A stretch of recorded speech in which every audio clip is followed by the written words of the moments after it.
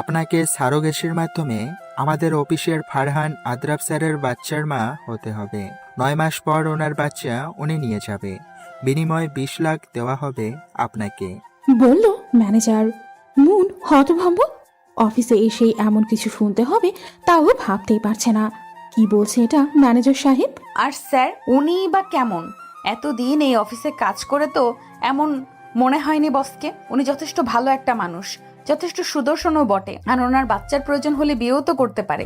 শুধু শুধু আমাকে কেন টানছে এর ভেতরে? হ্যাঁ আমি এতিম, টাকার প্রয়োজন, তাই বলে এভাবে টাকার লোভিত না। এমন প্রস্তাব দেওয়াটার মানেটা কি? মুন দাঁড়িয়ে থাকার ব্যালেন্সটা ঠিক রাখতে পারল না। পড়ে যেতে নিলে ম্যানেজার ধরে ফেলে। আমি ঠিক থাকতে পারছি না এটা শুনে। ম্যানেজারকে আমি বাবার মতো দেখতাম, আর উনিও আমাকে মেয়ের মতোই ভালোবাসতেন। আর আজ এই বিশ্বাসটা উনি ভেঙে দিয়েছেন। এতদিন যে সম্মানের সাথে বসকে দেখতাম, সেই বসের প্রতি একরাশ ঘৃণা এসে জমলো, সাথে ম্যানেজারের প্রতিও। আমি নিজেকে যত সম্ভব শান্ত রেখে ম্যানেজারকে বললাম, এইসবের মানে কি? আমি তোমাকে আমার মেয়ের মতোই ভালোবাসি মা, আর তোমাদের বসকেও নিজের ছেলের মতো ভালোবাসি। ওকে ছোট থেকেই দেখে আসছি, অনেক রাগী আর বদমেজাজি। যেটা করবে বলবে ওইটা যেমন করেই হোক করেই ছাড়বে। আর যথেষ্ট ভদ্র। নিঃসন্দেহে ও অনেক বুদ্ধিমানও। অফিসের অনেক শত্রুকে কিভাবে এক হাতে হ্যান্ডেল করতো, সবাইকে শ্রদ্ধাও করে অনেক। কিন্তু ওর হঠাৎ এই সিদ্ধান্তকে আমি মানতে পারছি না। এটা অন্যায়। ও আমার কোনো কথাই ফেলে না, কিন্তু এই কথাটার কোনো প্রত্যুত্তর আমি করতে পারছি না। সেই সাধ্য যে আমার নেই। মা, তোমার ডিটেলস সব অফিসে আছে। তোমার টাকার দরকার আর ওর বাচ্চার দরকার। আমি বলবো কি, রাজি হয়ে যাওয়াই ভালো। এবার বাকিটা তোমার ইচ্ছে মা। বলল ম্যানেজার আঙ্কেল। আমার কান ঝাঝা করে উঠল। আমি সাথে সাথেই বেরিয়ে আসলাম ওই অফিস থেকে। না, করব না আর চাকরি। কালই রেজিগনেশন লেটার দিয়ে চলে আসব ওই অফিস থেকে। রাস্তা দিয়ে হাঁটছি আর ভাবছি এসব। কিন্তু এই চাকরিটা যে আমার একমাত্র সম্বল ছিল। এত কম পড়ায় কেউই বা চাকরি দেয় না। এত কম পড়ায় কেউই চাকরি দেয় না। এই একটা মাত্রই এত বড় অফিসে চাকরিটা পেলাম। কি ভেবে দিয়েছে এটাও জানি না। ওই অফিসের সব উচ্চশিক্ষিত লোক, তা ওনাদের কথার ধরনেই বোঝা যায়। আমাকে দিয়েছিল প্রিন্টারের কাজ, কারণ এই একটা কাজই তুলনামূলক সহজ ছিল আর তেমন পড়া নিয়েও না। তবুও সন্তুষ্ট ছিলাম এই চাকরি নিয়ে। কিন্তু এখন কিভাবে চলবো আমি? ফারহান আফরাদ আমার অফিসের স্যার।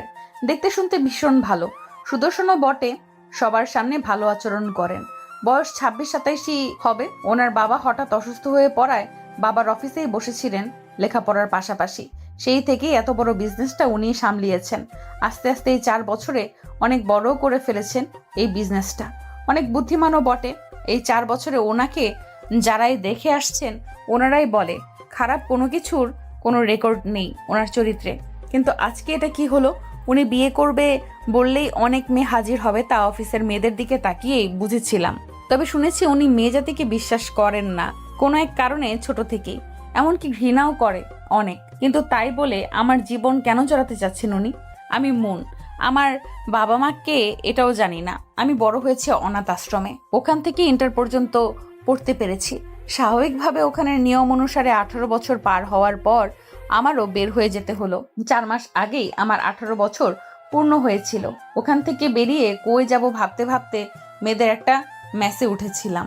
মেসে ওঠার আগে কিছু অগ্রিম টাকা দিতে হয়, কিন্তু আমার ওই অল্প টাকাটাও ছিল না। অনেক কষ্ট করে মেসে থাকার সুযোগ পেয়েছিলাম।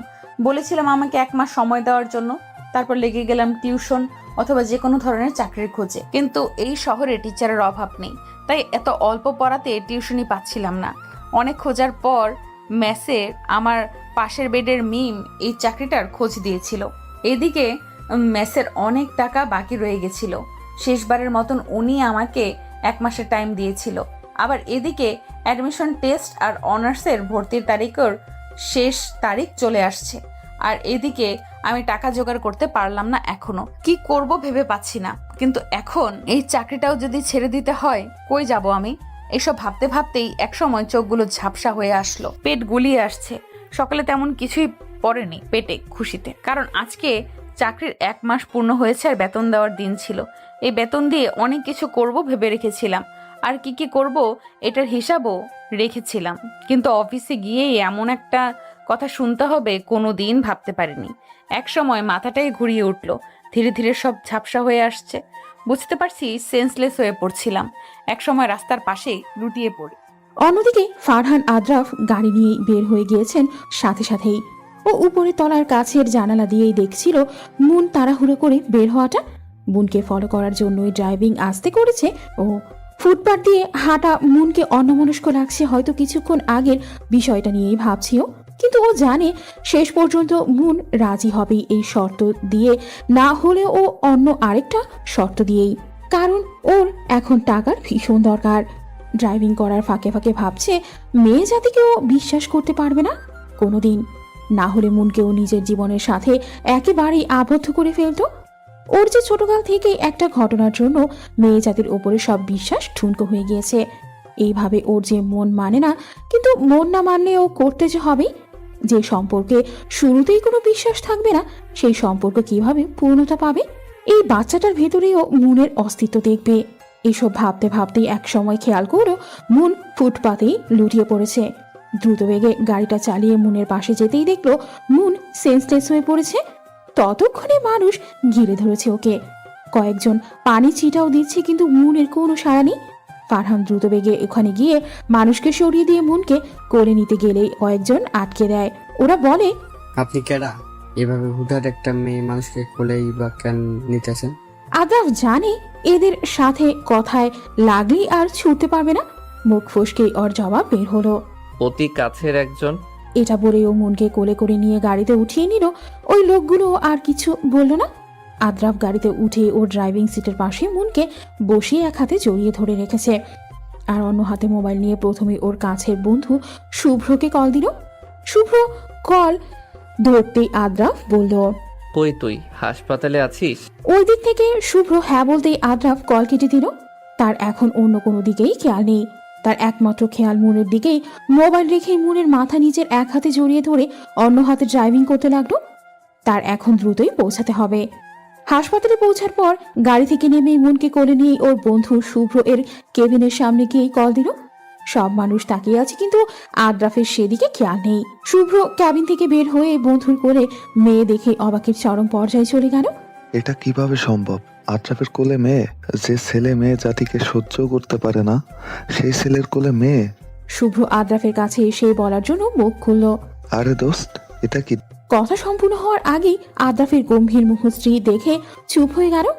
তার এতক্ষণ হুঁশই ছিল না রোগীকে দেখার, বন্ধুর কথা ভাবতে গিয়ে। তার আগে মেয়েটাকে দেখেই তার মুখ অটোমেটিক্যালি হা হয়ে গেল। এই মেয়ে এখানে কিভাবে, তার উপর আদ্রাফেরই কোলে?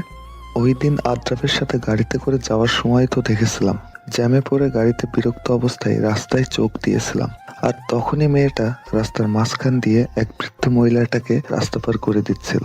এরপর পরই জ্যাম ছুটে গিয়েছিল, কিন্তু আদ্রাফ ড্রাইভিং না করে রাস্তার দিকে তাকিয়ে অন্যমনস্ক হয়ে গিয়েছিল। আমি ধাক্কা দিতেই ও সম্বিত ফিরে পেয়েছিল, তারপর আবার পিছন দিকে তাকিয়ে কিছু একটা দেখার চেষ্টা করেছিল। ওকে অগোছালাও লেগেছে সেই কিছুক্ষণ সময়ে। এরপর পরই গাড়ি স্টার্ট দিয়েছিল। শুভ্র এত কিছু না ভেবে আগে মেয়েটাকে দেখতে লাগলো, কারণ আরেকটু হলে আদ্রাফ ওকে চিবিয়ে খাবে। বলল শুভ্র, আরে তেমন কিছুই না, অতিরিক্ত টেনশন আর স্ট্রেস নেওয়ার জন্যই এমনটা হয়েছে, আর খাবারের অমনোযোগের জন্যই। ঠিকমতো খাবার খেলেই হবে, আর এখন আপাতত কিছু ওষুধ দিচ্ছি, এসব চলুক। আদ্রাফ যেন হাঁপ ছেড়ে বাসত। এতক্ষণ তো ও নিজের ভেতরে ভেতরে ঠিক থাকতে পারছিল না। আদ্রাফ যেন হাঁপ ছেড়ে বাসত। এতক্ষণ তো ও নিজের ভেতরে ভেতরে ঠিক থাকতে পারছিল না। আদ্রাফ মুনের পাশে বসে ওর এক হাত নিজের হাতের মুঠোয় নিল। কিছুক্ষণ তাকিয়ে থাকলো মুনের দিকেই।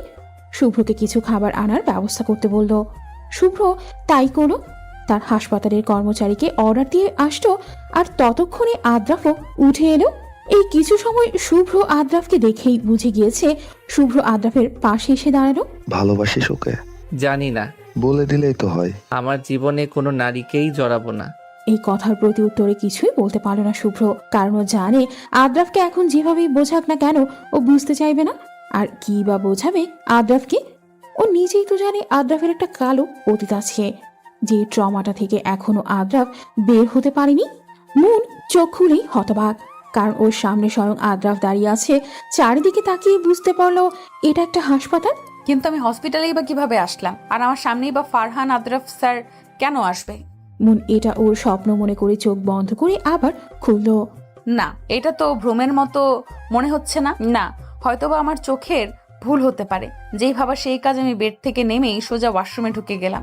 এদিকে আদ্রাফ হতভম্ব। এই মেয়ে কি পাগল নাকি? সেন্স ফিরেই পাগলের মতো করছে। এখন আবার দৌড়ে ওয়াশরুমেই বা কেন গেল? আমি ওয়াশরুম থেকে বেরিয়েই আধা বালতি পানি মেরে দিলাম ফারহান আদ্রাফ স্যারের গায়ে। What nonsense! আদ্রাফ রেগে চোখ মুখ লাল করে চিৎকার দিল। ইয়া আল্লাহ, তার মানে এটা স্বপ্ন নয়? কি করলাম এটা? নিজের মাথায় নিজেরই বাড়ি মারতে ইচ্ছে করছে এখন। আদ্রাফ মুনকে বিড়বিড় করতে দেখে আরেকটা জোরে ডাক দিল, আর এতেই মনের কাঁপাকাঁপি শুরু হয়ে গেল। স্যার, এক্সট্রিমলি সরি, আমি আসলে বুঝতে পারিনি। আদ্রাফ আর কিছু না বলে দাঁতে দাঁত চেপে নিজের রাগ সংযত করে পাশের খাবারের প্যাকেটটা মুনের হাতে দিল। খাবার ঠিক মতো খাবে আর অতিরিক্ত টেনশন করবে না।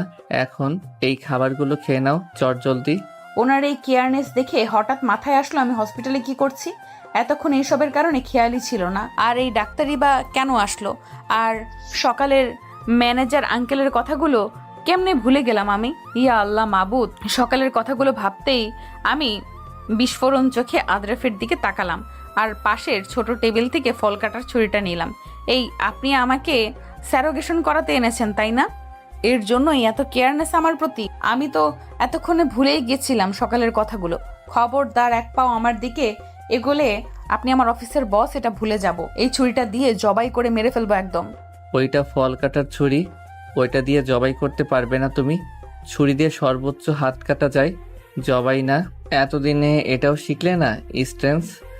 আমি বাচ্চা ভেবেছি তোমাকে, কিন্তু তুমি দেখছি আমার ভাবনার চাইতে বেশি বাচ্চা তুমি মন। ততক্ষণে শুভ্র ক্যাবিনে ঢুকলো আবার। যেটা কাটা যাক ওটাই কেটে দিব। আর এই ডাক্তার এখানে কেন? আমি কিন্তু এখন চিৎকার করব বলে দিলাম, আর নয়তো দুজনকে একসাথে খুন করে ফেলবো। এটা শুনে শুভ্র প্যাট ধরে জোরে জোরে হাসতে শুরু করলো। ওর হাসি দেখে মনের বোকা বোকা চাহনি। এখানে হাসি কি বললো মন? সিরিয়াস জিনিসেও হাসে। আদ্রাফ, দোস্ত, শেষ পর্যন্ত এই বাচ্চাটাকেই পেলি?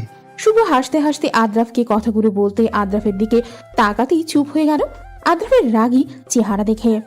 আর এদিকে মন তো তেলে বেগুনে জ্বলে উঠল বাচ্চা বলার কারণে। কিন্তু এখন ছোটাটাই শ্রেয় মনে হতো। কোনো মতে এখান থেকে বের হতে পারলেই হলো। এখানেই থাকার ইচ্ছে আছে নাকি? চাইলে ব্যবস্থা করতে পারি। বাসায় যাওয়ার ইচ্ছে নেই? গম্ভীর পুরুষালী কণ্ঠস্বর কানে আসতেই মনের খেয়াল হলো ও একা একা দাঁড়িয়েই বিড়বিড় করছিল। আদ্রাফ শুভ্রকে বলে বেরিয়ে যেতেই মন এক নজর শুভ্রর দিকে রাগী চোখে তাকিয়ে বের হয়ে গেল। ডাক্তার হয়েও কোনো পাত্তা পাচ্ছি না, কে বলবে আমি ডাক্তার? শুভ্র আপন মনে বিড়বিড় করে বলে উঠল। মন গেট দিয়ে বের হতেই দেখে আদ্রাফ স্যার গাড়িতে হেলান দিয়ে দাঁড়িয়ে আছে। বোধহয় মনেরই অপেক্ষায় মন আদ্রাফকে না দেখার ভান করে রিক্সা ডাকতে লাগলো। আর তা দেখে আদ্রাফ বলে উঠল, আমাকে কি তোমার ড্রাইভার মনে হয় যে আমি গাড়ির দরজা খুলে তোমায় ঢোকার সুযোগ করে দিব? আমার সাথে আপনার শুধুমাত্র এমনি স্বাভাবিক কর্মচারীর সম্পর্ক, এর বাইরে কিছুই নেই। আপনি কি সব কর্মচারীদের এইভাবে গাড়িতে করে বাসায় পৌঁছে দেন? যদি দেন তাহলে উঠবো, আর না হলে আলগা পিরিত দেখাতে আসবেন না। এই বলেই মন রিক্সায় উঠে গেল। যাক বাবা, এখন কিছুটা হলেও নিজেকে হালকা লাগছে ওই খচ্চরটাকে কিছু বলতে পেরে। আর এদিকে আদ্রাফের চোয়াল শক্ত হয়ে গেছে। আজ একদিনে এই মেয়েটার সাহস এতটাই বেড়ে গেছে। এতদিন তো এমন মনে হয়নি। যে মেয়ে চোখ তুলে তাকিয়ে কথা বলতে পারতো না, সেই মেয়ে এখন এই ফারহান আদ্রাফের সাথে তর্কে জড়ায়। মন রুমে ঢোকার সাথে সাথে পাশের বেড থেকে মিম বলে উঠল, কই ছিলি এতক্ষণ? এতবার কল দিয়েছিলাম, ধরিসনি। জানিসই তো এই সময়ে কাজে থাকি। জানার পরেও হঠাৎ এতবার কল কেন দিলি? হোস্টেলের দায়িত্বরত কুটনি মহিলাটা এসেছিল তোকে খোঁজার জন্য। বলেছে এইবারে আর সুযোগ দেবে না। আমাকে দিয়ে তোর মোবাইলে কল দিয়েছিল। তুই কল না ধরার কারণে রাগে মুটে বের হয়ে গিয়েছে। তুই আসলে দেখা করতে বলেছিল। কি করবি মন? আমারও তো এবার বাবা এখনো গ্রাম থেকে খরচ পাঠায়নি, আর টিউশনের বেতনও এখনো দেয়নি। নাহলে আমি কিছু একটা করে ফেলতাম। তুই আর কত করবি আমার জন্য? যা করছিস তাই তো অনেক করছিস, দেখি কি করা যায়। আরে মন, আজ না তোর অফিসের মাস বেতন দেওয়ার কথা ছিল? দেখ ইয়ার, আমি তো ভুলে গিয়েছিলাম। দিয়েছি টাকা? তাহলে তো তুই টেনশন ফ্রি হয়ে গিয়েছিস। আমি শুধু শুধু চিন্তা করতেছি। আমি আর চাকরিটা করছি না। আমি সকাল থেকে সব মিমকে খুলে বললাম। বলার পরে মিমকে বিস্ময় সূচক অবস্থায় রেখে কাপড় নিয়ে ওয়াশরুমে চলে আসলাম। এখন একটা লম্বা শাওয়ার নিতে হবে। আস্তে আস্তে এখন সব চিন্তা এসে মাথায় ভর করছে। এতক্ষণ সবার সামনে শক্ত চঞ্চল মনের অভিনয় করলেও এখন সব কান্নারা যেন গলায় এসে আটকে গেল। আর পারছি না আমি। হাঁটুর উপর মাথাটা ছেড়ে দিয়ে দোয়াকারে বসে পড়লো। সবার মতো স্বাভাবিক লাইফ আমার কেন হলো না? আমার পড়ালেখার কি হবে? আর একটা কাজই বা কিভাবে জোগাড় করব? কি করব আমি? কোথায় যাব? পরদিন যথাক্রমে মুন রেজিগনেশন লেটার নিয়ে অফিসে হাজির। এর মধ্যে ও যা ভেবে নিয়েছে ওর টাকার প্রয়োজন ছিল, তবে এভাবে নয়। অফিসে ঢুকেই জানতে পারলাম আজকে ফারহান আদ্রাফ স্যার কয়েকদিন আসবে না। অফিসের কিছু কাজে বাইরে গিয়েছেন আজ সকালেই। আর আমারও ভালোই হলো এতে। এর ভেতরেই যা করার করতে হবে আমার।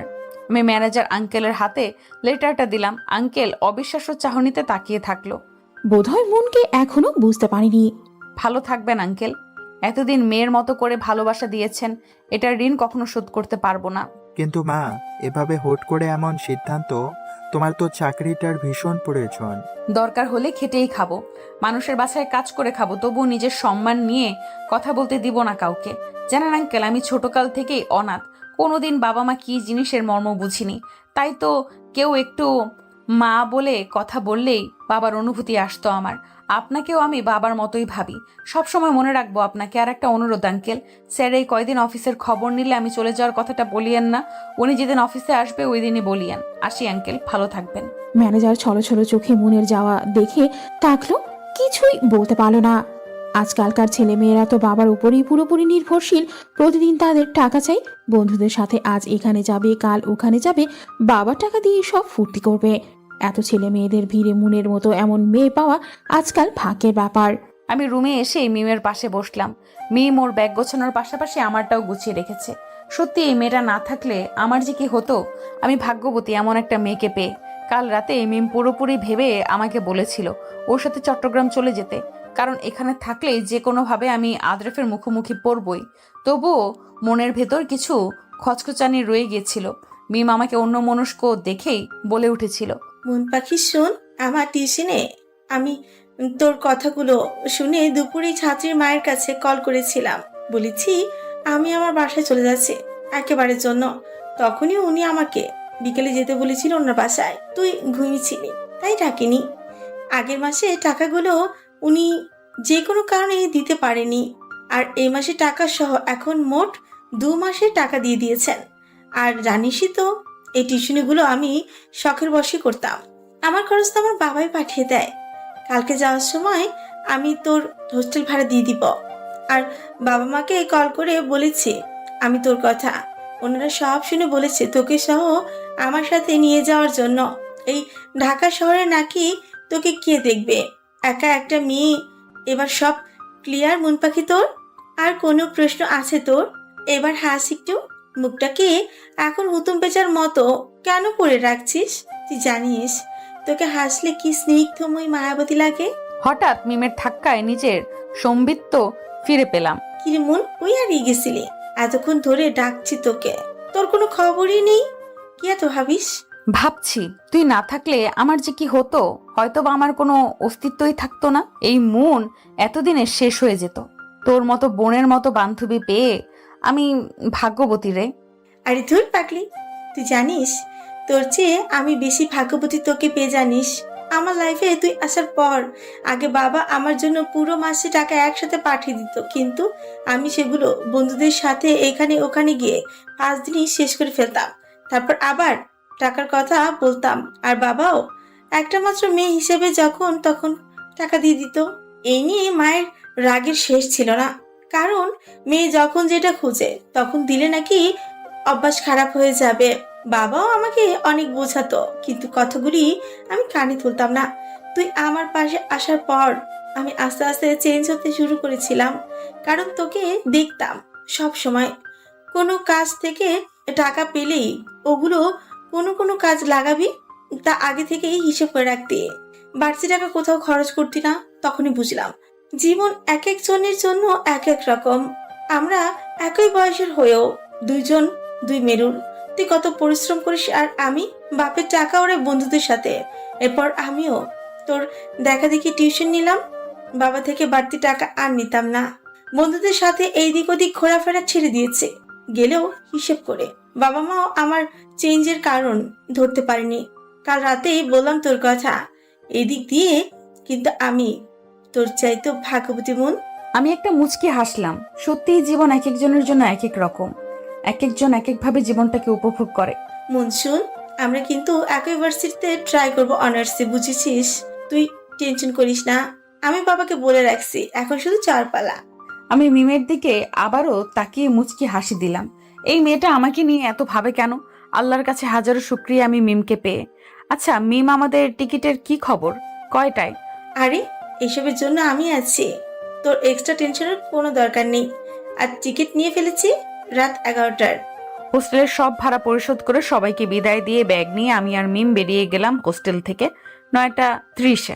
রিক্সা করে স্টেশনে যেতেই আধা ঘন্টার মতো লাগবে, আর হাতে 1 ঘন্টা থাকবে। মিমের মতে আগে ভাগে গিয়ে বসে থাকাই ভালো। যেতে যেতেই দেখে নিচ্ছি প্রিয় শহরটাকে, যে শহরে ছোট কাল থেকেই সব স্মৃতি। এই শহরটাকে ছেড়ে থাকতে পারবো তো? ফারহান আদ্রাফ, আপনাকে আমি মনে প্রাণে ঘৃণা করি। আপনার জন্যই আজ আমি আমার প্রিয় শহরটা ছেড়ে যাচ্ছি। ভালো তো ছিলাম এতদিন। কিছুক্ষণ হলো বাসে বসলাম। যাত্রীরা নিজের আসন বাছাই করে বসে পড়লো। আস্তে আস্তে সব সিট সম্পূর্ণ হলো। বাসও নিজের গন্তব্যের উদ্দেশ্যে ছুটতে লাগলো। আমি জানলা দিয়ে শেষবারের মতন প্রিয় শহরটা দেখে নিলাম। কত স্মৃতি এই শহরে। বাস যতই এগোচ্ছে ততই মনে হচ্ছে নিজের সবচেয়ে আপন কিছু হারিয়ে ফেলছি। নিজের অজান্তে চোখ দিয়ে পানি গড়িয়ে পড়লো। আমার জীবনটা এমন কেন হলো? বাকি জার্নিটা এভাবে করতে পারবো না, কারণ আমার বাসে এভাবে লং জার্নির অভ্যাস নেই। আর শুরু থেকেই সিটে ঘুমানোর তেমন অভ্যাসও নেই। পাশে মিম কানে ইয়ারফোন দিয়ে গান শুনছে। আমি জানি আর আধা ঘন্টা পরও ঘুমিয়ে পড়বে গান শুনতে শুনতে। এরপর ওকে পাওয়াই যাবে না। ব্যাগ থেকে একটা গল্পের বই বের করলাম। ওইটা দিয়েই আপাতত এই লং জার্নির বিরক্তি কিছুটা হলেও ঘুচবে। চট্টগ্রামে গিয়ে পৌঁছাতে পৌঁছাতে প্রায় সকাল হয়ে আসে। বাস স্টেশনে ওদের নিতে এসেছেন মিমের বাবা। মিম বাস থেকে নামার সাথে সাথেই তার বাবাকে দেখে দৌড়ে গিয়ে বাবাকে জড়িয়ে ধরল। আর ওর বাবাও এতদিন পর নিজের আদরের দুলালিকে দেখে পরম মমতায় মাথায় হাত বুলিয়ে দিচ্ছে।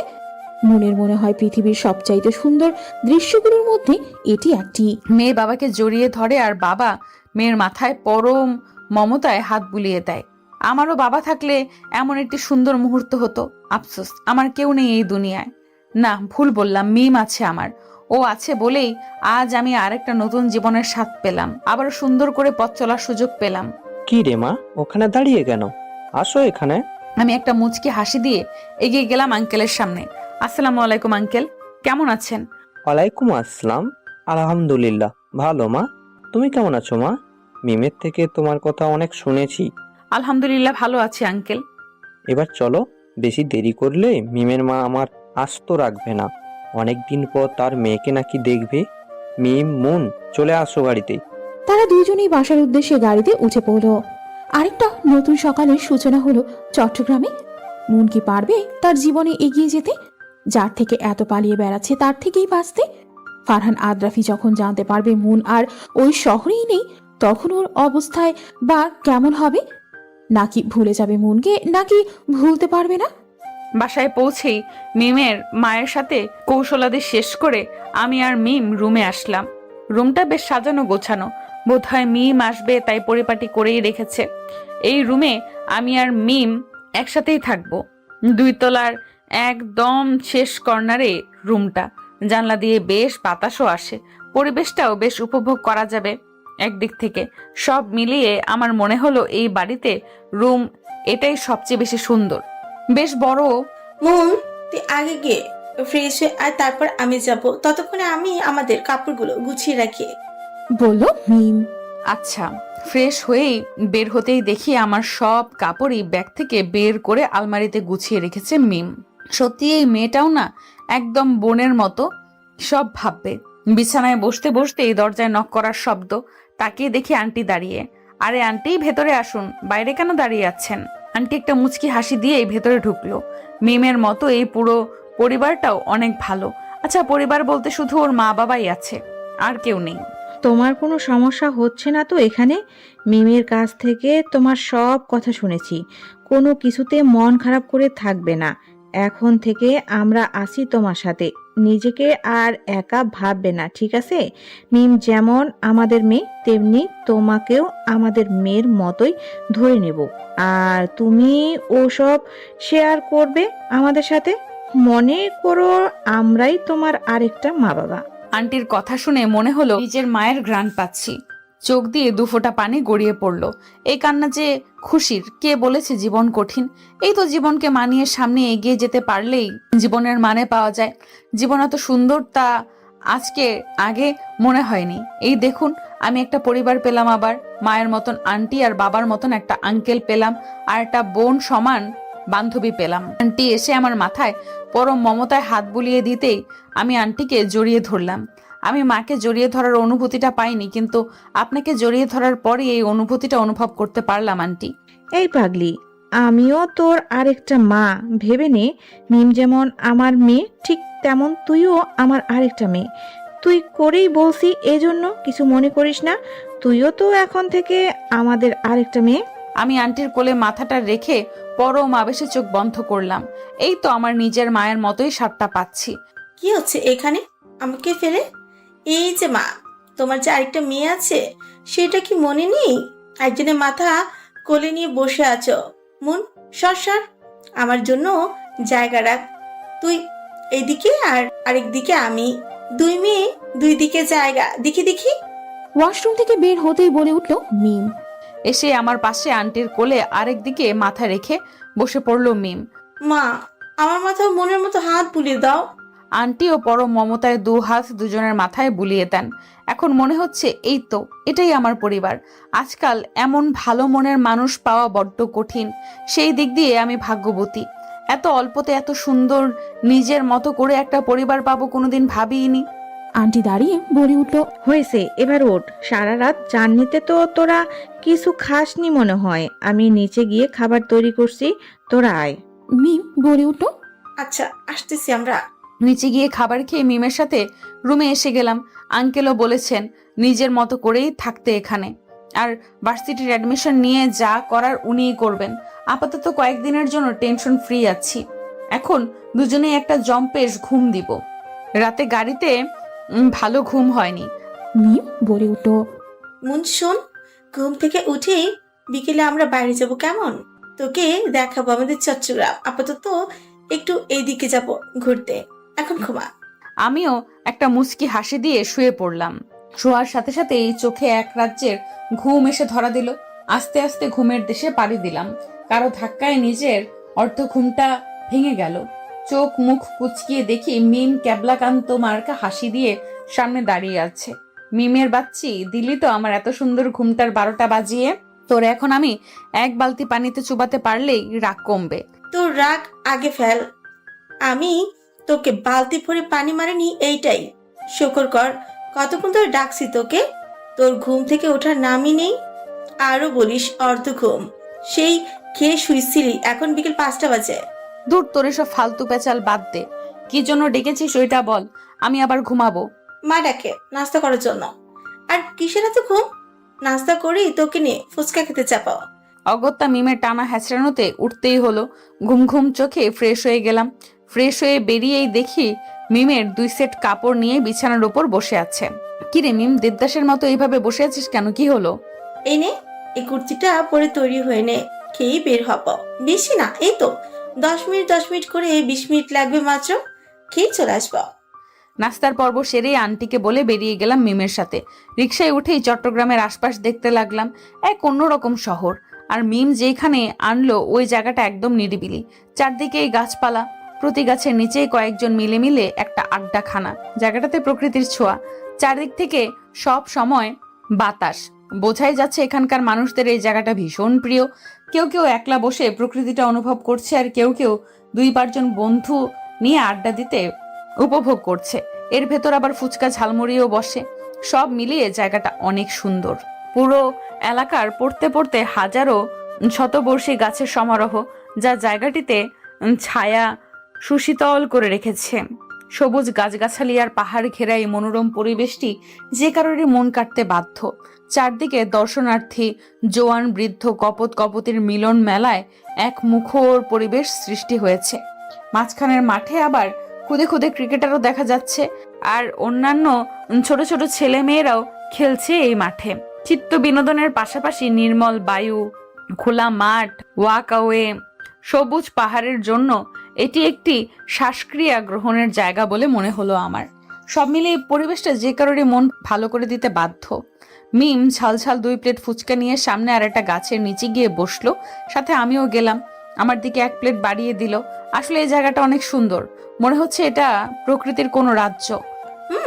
অনেক সুন্দর জানিস। ঢাকা যাওয়ার আগে আমি এখানে সব সময় আসতাম, মন খারাপ করলে চলে আসতাম। এটা আমার মন ভালো হচ্ছে অনেক। একা একা বসে প্রকৃতি দেখতাম। তোকে আরেকটা জায়গা দেখানোর আছে, যে জায়গাটা সবারই প্রিয়। সন্ধ্যার দিকে ওই জায়গায় খুব বেশি ভালো লাগে। যাওয়ার সময় একটু ওইদিকে যাব। ফুচকা মুখে পুড়তে পুড়তে বলল মিম। আসার সময় আর একটা জায়গাতে নামলো মিম। এই জায়গাটা অনেক সুন্দর, প্রায় জায়গাতেই মনে হলো প্রকৃতির ছোঁয়া। মিম গিয়েই রেলিং এ পা দুলিয়ে বসে পড়লো, সাথে আমাকেও ডাকলো। আমিও গিয়ে বসে পড়লাম। জানিস বোন, আমার মন ভালো করার আরেকটা জায়গা হচ্ছে এটা। এখানে রেলিং এ বসে পা ঝুলিয়ে বসে থাকার মতো মজাই আলাদা। সন্ধ্যা কিংবা বিকেলের নেভালের ওয়েদারটা না আরো বেশি জোস। যেমন কি এখন চুপচাপ বসে সামনের দিকে তাকিয়ে থাক, আসলে কত সুন্দর এক অনুভূতি। আমিও মুচকি হাসি দিয়ে সামনের দিকে তাকালাম। বুঝতে পারছি না চট্টগ্রাম সুন্দর নাকি এই জায়গাগুলো সুন্দর। রাতে ফ্রেশ হয়ে খাবার সেরে দুজনেই বিছানায় শুইলাম। বলল মিম। তো বল, কেমন কাটলো আমাদের চট্টগ্রামের প্রথম দিন? অনেক ভালো, মনে হলো অনেকদিন পর শান্তির ঘুম ঘুমাবো। এইভাবেই কেটে গেল 3 দিন। এই 3টা দিন আমার জীবনের সেরা দিন মনে হলো। চট্টগ্রামে আসার পর মনে হচ্ছে আমার মতো সুখী আর কেউ নেই। 2 দিন পর নতুন ভার্সিটিতে যাব। আঙ্কেল সব ব্যবস্থা করে ফেলেছেন, এখন শুধু যাওয়ার পালা। মন কি পারবে তার জীবনের সব ভুলে সামনে এগিয়ে যেতে? আর আদ্রাফি বা অফিসে এসে মনকে না দেখলে কেমনে করবে? খুঁজে কি বের করতে পারবে? এই ঢাকা থেকে চট্টগ্রাম এত দূরে পথ পাড়ি দিয়ে কি জানতে পারবে? কেটে গেল 5-5টা দিন। একদিকে মনের মনে হলো তার জীবনের সবচেয়ে খুশির দিনের দেখা পেয়েছে সে, অন্যদিকে আদ্রাফের আজ খুশির দিন। এতদিন অনেক কষ্ট করে নিজেকে ওখানে মানিয়েছিল সে, এই 5 দিন ওর মনে হয়েছিল কয়েকশো দিনের মতো। এতদিন কেউ একজনের শূন্যতা অনুভব করছিল, আজ মনে হলো অনেক দিনের অপেক্ষার অবসান। অফিসে ঢুকেই ম্যানেজারের থেকে আগে অফিসের সব খবরাখবর নিল, তারপরে নিজের কেবিনের দিকে হাঁটা ধরলো। ওর ক্যাবিন মুনের কাজের জায়গাটা পার করেই যেতে হতো। ক্যাবিনে ঢোকার সময় একবার ওই জায়গায় চোখ পড়লো, কিন্তু জায়গাটা খালি। হয়তো মুন এখনো আসেনি, কিন্তু মুন তো এই 1 মাস 1 দিনও দেরি করে আসেনি। যাক, হয়তো বা কোনো কারণে দেরি হচ্ছে, আসবে। তবুও কিছু একটার শূন্যতা অনুভব হচ্ছে আদ্রাফের। এসব ভাবতে ভাবতেই চেয়ারে গা এলিয়ে দিল আদ্রাফ। কাল রাতে ডিল কনফার্ম করে রওনা দিয়েছিল ঢাকার উদ্দেশ্যে। মাঝরাতেই পৌঁছেছিল। অন্য সময় হলে কোনো দিনই এই দিনে অফিসে আসতো না ও, কিন্তু আজ এসেছে কোনো একটা বিশেষ কারণে, যেটা না করলে ওর মন শান্তি হবে না। ভীষণ টায়ার্ড লাগছে ওর। স্যার, আসতে পারি? চোখ মুখ কুচকে বলে উঠল আদ্রাফ। আঙ্কেল, আপনাকে কয়বার বলবো আমাকে স্যার না ডাকার জন্য? আমি আপনার ছেলেরই মতো। আচ্ছা বাবা, আসলে আমি একটা কথা বলার জন্য এসেছি। জি বলুন আঙ্কেল। আসলে আঙ্কেল, ভয় পাওয়ার কি আছে? অফিসে কোনো কিছুর ভুল হয়েছে? আপনাকে আমি আমার বাবার মতোই দেখি। কোনো দিন কোনো ভুল নিয়ে আপনার উপর আওয়াজ করে কথা বলেছি? আপনি নিশ্চিন্তে থাকুন, বলে ফেলুন। কোনো ভুল হলে আমি সমাধানের ব্যবস্থা করছি। আসলে তা না, তো এটা মনের রেজিগনেশন লেটার। ও আপনি বাইরে যাওয়ার দিনই চাকরি ছেড়ে দিয়েছে। আদ্রাফ চেয়ার ছেড়ে উঠে জোরে চিল্লিয়ে বলল, হোয়াট? আপনি আমাকে আগে বলবেন না? আজ 5 দিন হয়ে গেল। আসলে ও আমাকে মেয়ের মতো করে অনুরোধ করে বলেছিল, আপনি না আসা পর্যন্ত বলতে বারণ করেছিল, তাই বলতে চেয়েও পারিনি। আদ্রাফ জোরে কিছু বলতে চেয়েও বলতে পারে না। ওর মাথা কাজ করা বন্ধ করে দিয়েছে, কি করবে ভেবে পাচ্ছে না। কোথাও যেন ওর শূন্যতা অনুভব করছে। চোখগুলো 2 মিনিটেই লাল বর্ণ ধারণ করেছে। মাথা ব্যথা করছে ভীষণ। এই ট্রমা থেকে ওকে একমাত্র শুভ্রই বের করতে পারবে। আদ্রাফ মোবাইল নিয়ে শুভ্রকে কল করলো। কাঁপা কাঁপা কণ্ঠে বলে উঠল আদ্রাফ, শুভ্র? শুভ্র কই তুই? দ্রুত আমার অফিসে আয়। আঙ্কেল, মনের ডিটেলসটা আনুন। ম্যানেজার হ্যাবদক মাথা নাড়িয়ে বের হয়ে গেল। ওর এখন নিজেরই খারাপ লাগছে। মনের কথাই মেয়ের মতো করে ভাবতে গিয়ে আদ্রাফকে আর বলা হয়নি। ওই দিনই বলা উচিত ছিল, কিন্তু আদ্রাফ কেন মুনের মতো একজন সাধারণ মেয়ে কাজ ছাড়াতে এত রিয়েক্ট করছে? তার মানে কি মুনের কাছে ওই দিনের প্রস্তাব দেওয়ার সাথে আদ্রাফের কোনো সংযোগ ছিল? আদ্রাফ তো মেয়ে জাতিকে ঘৃণা করে। তার মানে কি ওর জীবনের কালো অতীতটার জন্যই মুনের কাছে যেতে শর্ত জড়িয়ে দিয়েছিল? ম্যানেজারের কাছে এখন সব পরিষ্কার। ওর এখন আদ্রাফের জন্য ভীষণ মায়া হচ্ছে। তার এখন দ্রুত শুভ্রকে সব বলতে হবে, আর মুনের ডিটেলসটাও দিতে হবে আদ্রাফকে। এই মুহূর্তে এসব থেকে একমাত্র শুভ্রই পারবে আদ্রাফকে বাঁচাতে। শুভ্রই ওর একমাত্র ছোটবেলা থেকেই কাছের বন্ধু। দিগন্ত নীল আকাশের মাঝে মাঝে শুভ্রর ছোঁয়া। আকাশ জুড়ে বিচরণ করছে নাম না জানা অসংখ্য পাখি। পাখিদের এই একটা দিক অনেক বেশি ভালো লাগে ওর। ওরা যেখানেই যাক না কেন, যাক ধরেই যাবে। ওদের মতো পিঁপড়েকেও ভালো লাগে মনে। তারাও সব সময় শাড়ি বেঁধে যায়, তখন মনে হয় সবচেয়ে সুন্দর দৃশ্য এটাই। ক্লাসে বসে জানালা দিয়ে আকাশের সৌন্দর্য বিমোহিত হচ্ছিল মুন। মিমাজ আসেনি। সকাল হতেই নাকি মাথা ব্যথা। মেয়েটার মাথা ব্যথা হওয়ার আর সময় পেল না। আজ নিয়ে তৃতীয় দিন কলেজে। আঙ্কেল অফিসে যাওয়ার সময় নামিয়ে দিয়ে গেল। উনি আবার বিনা কারণে কলেজ মিস দেওয়া পছন্দ করে না, তাই তো চলে আসতে হলো একা একা কলেজে। কলেজে এখনো তেমন কারোর সাথেই কথা হয়নি ওর, তাই তো বিরক্তি লাগছে ক্লাসটা। নীল শুভ্রর গগনে পাখিদের আনাগোনা দৃশ্য বিচ্ছিন্ন করে মন সামনে দাঁড়িয়ে থাকা ছেলেটির দিকে তাকায়।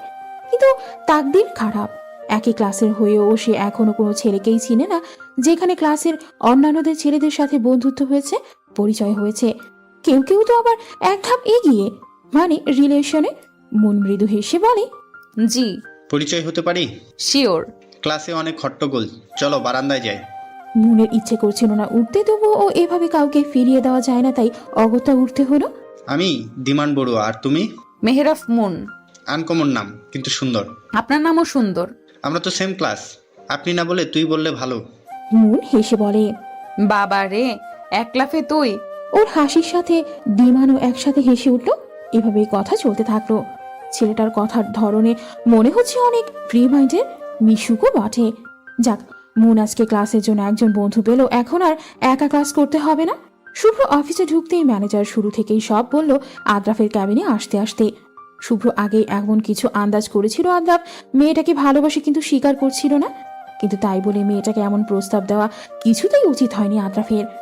এই মেয়ের জায়গায় যে কোনো কেউই থাকলে রেগে যেত, আর সেই জায়গায় মেয়েটি শুধুই চাকরিটা ছেড়েছে। যাক, এখন এসব ভাবার টাইম নয়। শুধু আদ্রাফের কেবিনের দরজা খুলেই আদ্রাফ চেয়ারে গায়ে নিয়ে চোখ বন্ধ করে আছে। আদ্রাপ, শুভ্র ডাক দিল। আদ্রাফ চোখ খুলেই সামনে তাকাতেই শুভ্র থমকে গেল। আদ্রাফের চোখগুলো লাল বর্ণ ধারণ করেছে। আদ্রাফ শুভ্রকে দেখেই উঠে এলো চেয়ার ছেড়ে।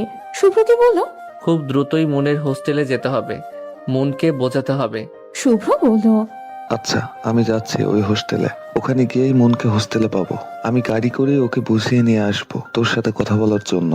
আদ্রাফ বলল, না, তোর সাথে আমিও যাব। শুভ্র আদ্রাফের দিকে এক পলক তাকিয়ে হ্যাঁ বোধক মাথা নেড়ে বেরিয়ে গেল।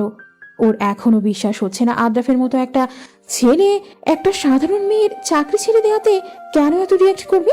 শুভ্র এসব ভাবতে ভাবতে আদ্রাফের গাড়ির পাশে গিয়ে দাঁড়ালো। আদ্রাফ ড্রাইভিং সিটে উঠতেই শুভ্র তার পাশের সিটে উঠে পড়ল। গাড়ি এসেই মনের হোস্টেলের সামনে দাঁড়ালো। শুভ্র ঠিকঠাক দেখে বলল, হ্যাঁ এটাই। আদ্রাফ বলল, তুই গিয়ে হোস্টেলের মালকিনের সাথে কথা বলে আয়, আমি এখানেই আছি। 2 মিনিট পর শুভ্র গাড়ির সামনে এসে হাঁপাতে লাগলো। তা দেখে আদ্রাফ গাড়ি থেকে বেরিয়ে এলো।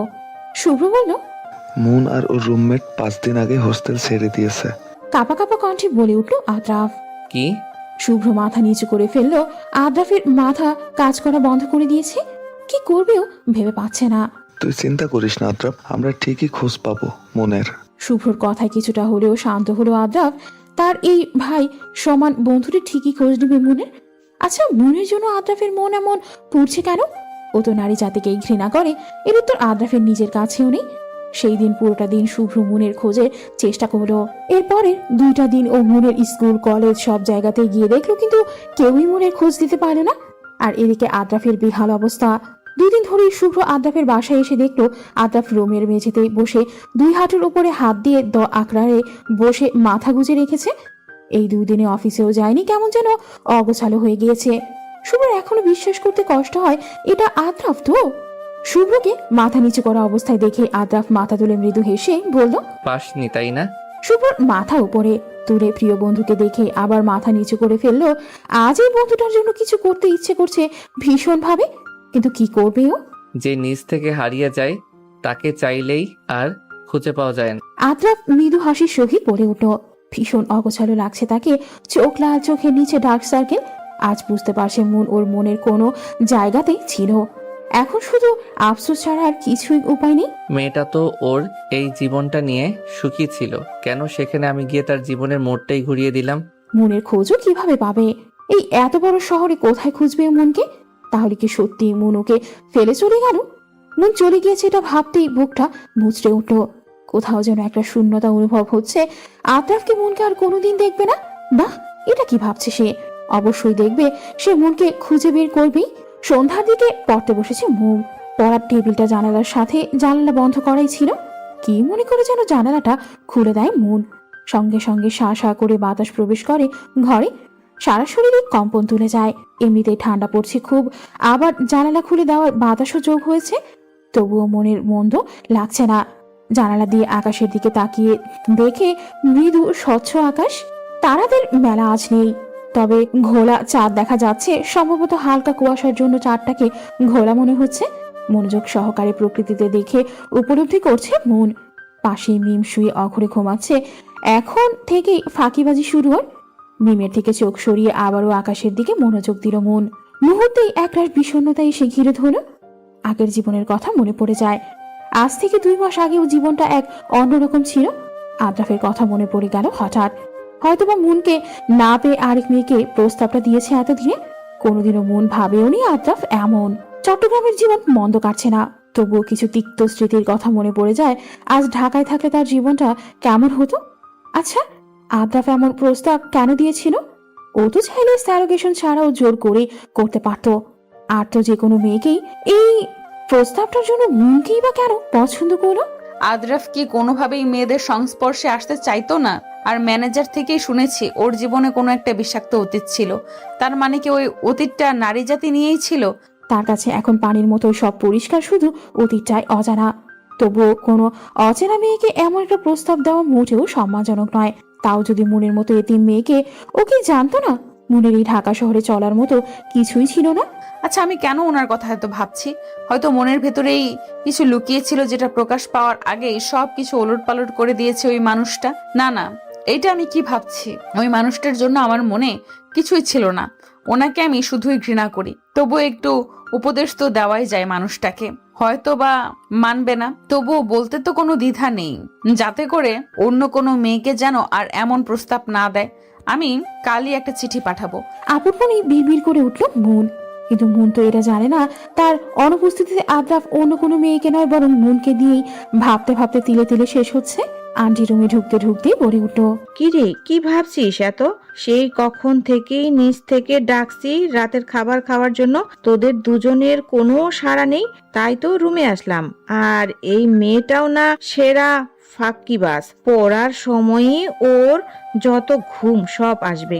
আর জানালা খুলছিস যে, ঠান্ডা ধরবে, বন্ধ করে ফেল। মিমকে ডেকে নিয়ে আয় নিচে। তোর আঙ্কেল তোদের সাথে খাবে বলে সে কখন থেকে বসে আছে। আমি মিমকে নিয়ে আসছি, তুমি যাও, আমি বললাম। আয় দ্রুত। বলেই আন্টি বেরিয়ে গেলেন। মন জানালাটা বন্ধ করে মিমকে ডেকে নিয়ে নিচে চলে গেল। সারাদিন যতই হাসি খুশি থাকুক না কেন, রাত হলেই সব মনে পড়বে। যতই ভুলতে চায় ততই সামনে আসবে সব। রাত হলেই অতীতটা তাকে ঘিরে ধরে। তবুও সবার সামনে শক্ত মনের হয়ে থাকে মন, যেন সব ভুলে গিয়েছে অতি তাড়াতাড়ি। অন্তত আর কারোর সামনে না হোক, এই মানুষগুলোর সামনে সব ভুলে থাকতে হবে মনের, কারণ এদের কাছে যে মন ভীষণভাবে ঋণী। আদ্রাফ মাথা ধরে ধুলো ধুলো পায়ে হেঁটে অফিসে প্রবেশ করলো। ম্যানেজার দেখে ধরার জন্য এগিয়ে আসতে আদ্রাফ হাত দিয়ে ইশারা বলল, ও ঠিক আছে। আদ্রাফ ক্যাবিনে প্রবেশ করার সময় মনের কাজের জায়গাটা চোখে পড়ে। মনের জায়গায় এখন অন্য কেউ বসা। ওই জায়গায় বসে কতবারই মনকে কাজ করতে দেখেছে। মজার ব্যাপার হলো, একটা সময় মন নিজেই আদ্রাফকে লুকিয়ে দেখত। আদ্রাফ তাকালেই চোখ সরিয়ে নিত। সেই সময়টা আর এখনকার মধ্যে বিস্তর ফারাক। সেই চঞ্চল্য স্নিগ্ধ মুখ এখন হঠাৎ শুধু চোখের সামনেই ভাসে। বাস্তবে এখন আর দৃশ্যমান হয় না। বুক চিরে একটা দীর্ঘশ্বাস বেরিয়ে আসে আদ্রাফের। মন চলে যাওয়ার আগে এতটা খারাপ কখনোই লাগেনি আদ্রাফের, যতটা আজ এখন লাগছে। আদ্রাফ ক্যাবিনে প্রবেশ করেই চেয়ারে মাথা ধরে বসে পড়ল। সবকিছুই এখন স্বাভাবিক, শুধু স্বাভাবিক নয় আদ্রাফ, সবাই সবকিছু ভুলে গেলেও আদ্রাফ ভোলেনি। এই 2 মাস অফিস শেষে রাত পর্যন্ত ঢাকার কম বেশি সব জায়গায় ঘুরিয়ে দেখেছে আদ্রাফ।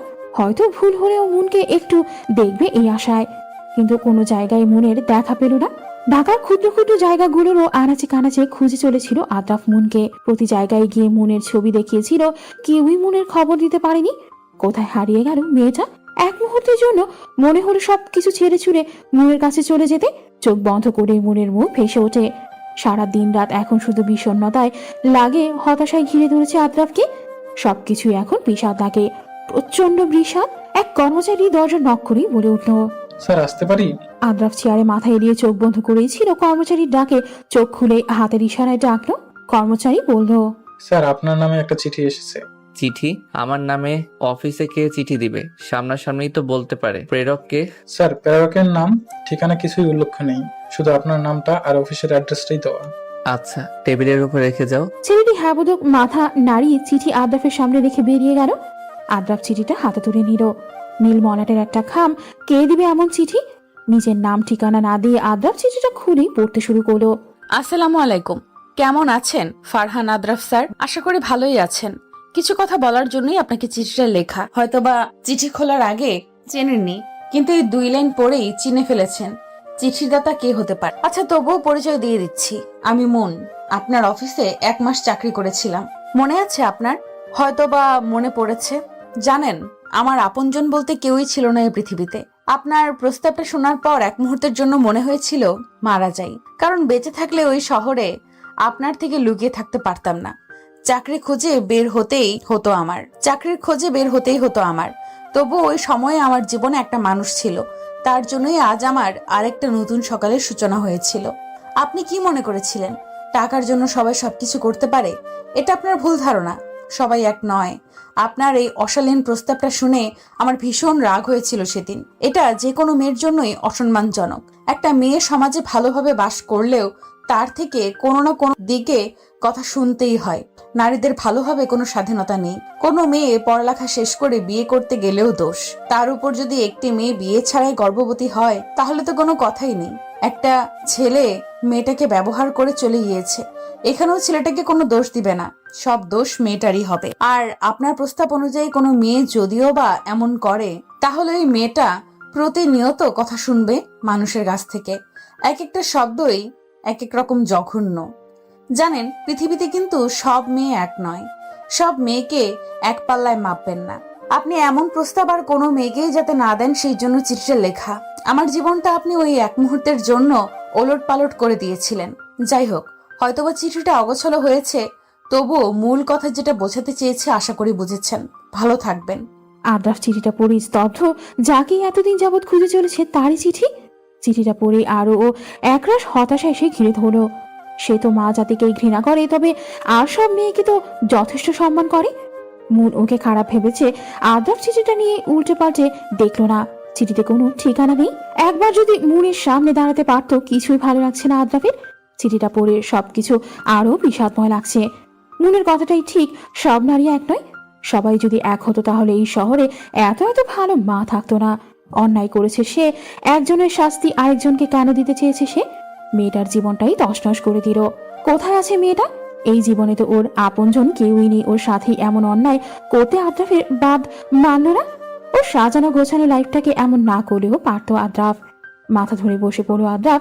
চিঠিটা পড়ার পর থেকেই অন্যায়রা সব এসে ঘিরে ধরেছে। চিঠিটা পড়ার পর থেকেই সব হতাশা এসে ঘিরে ধরলো, যা আদ্রাফ কল্পনাও করেনি। আজকে সারা দিনটাই বিষণ্ণতায় কাটবে। কি করবে ও?